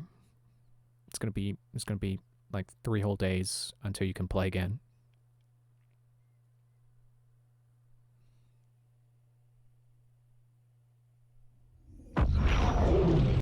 Nope, you can stop. Also, I want to say, I think it's interesting that not only did the original Halo kind of have this dynamic of, like, you have the humans, which are militaristic, or at least that's how they present themselves, how their army presents itself. It is just an army, whereas the Covenant are, I guess Halo 1 doesn't really convey it, but this game is definitely conveying it, that they kind of are religious in a way. And I don't think you see that in a lot of games, of military versus religion, and then religion is like the evil side. Although saying that out loud, it's like, well, doesn't every piece of fiction make religion the bad guy all the time? But maybe I'm just thinking of, like, those stories where it's like man versus nature, and nature is the good side. Like, it's never man versus nature, and then nature is in the wrong. Because, you know, so it's always got that underlying pro-environmentalist message, you know, about real life, you know, conserving the earth, stopping global warming, if that's the thing we can even do, that kind of stuff, which is good, but a pretty trite message, I think. But with this game, shoot, what was I going to say? That I think it's interesting that not only is the enemy faction in Halo in general, the Covenant, who are kind of religious, but they're also advanced. Like, how often do you get an alien enemy, and, you know, the aliens are always more advanced when they're in fiction. They always have more advanced technology, but they're also religious.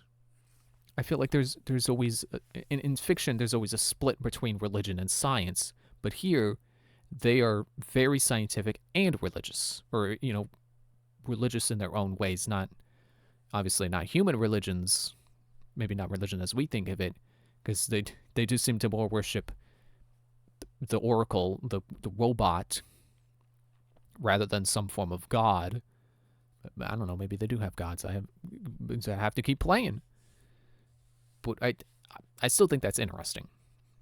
It's the Covenant are definitely a very interesting faction, even if at the end of the day you could, you know, on paper they're kind of just the evil alien enemy faction. You know, anything that's not human is going to kill you, so you should try to kill it. Like, it does look really black and white when you look at it, but the reality of it is that it's really interesting. I don't think you get a lot of enemies quite like not the elites, the Covenant in general, not specifically elites, the whole Covenant. And that's why I think Halo's great, because the Covenant is great. Anyway, I mean, that's obviously not the only reason, but anyway, that's it. See you Monday. Bye.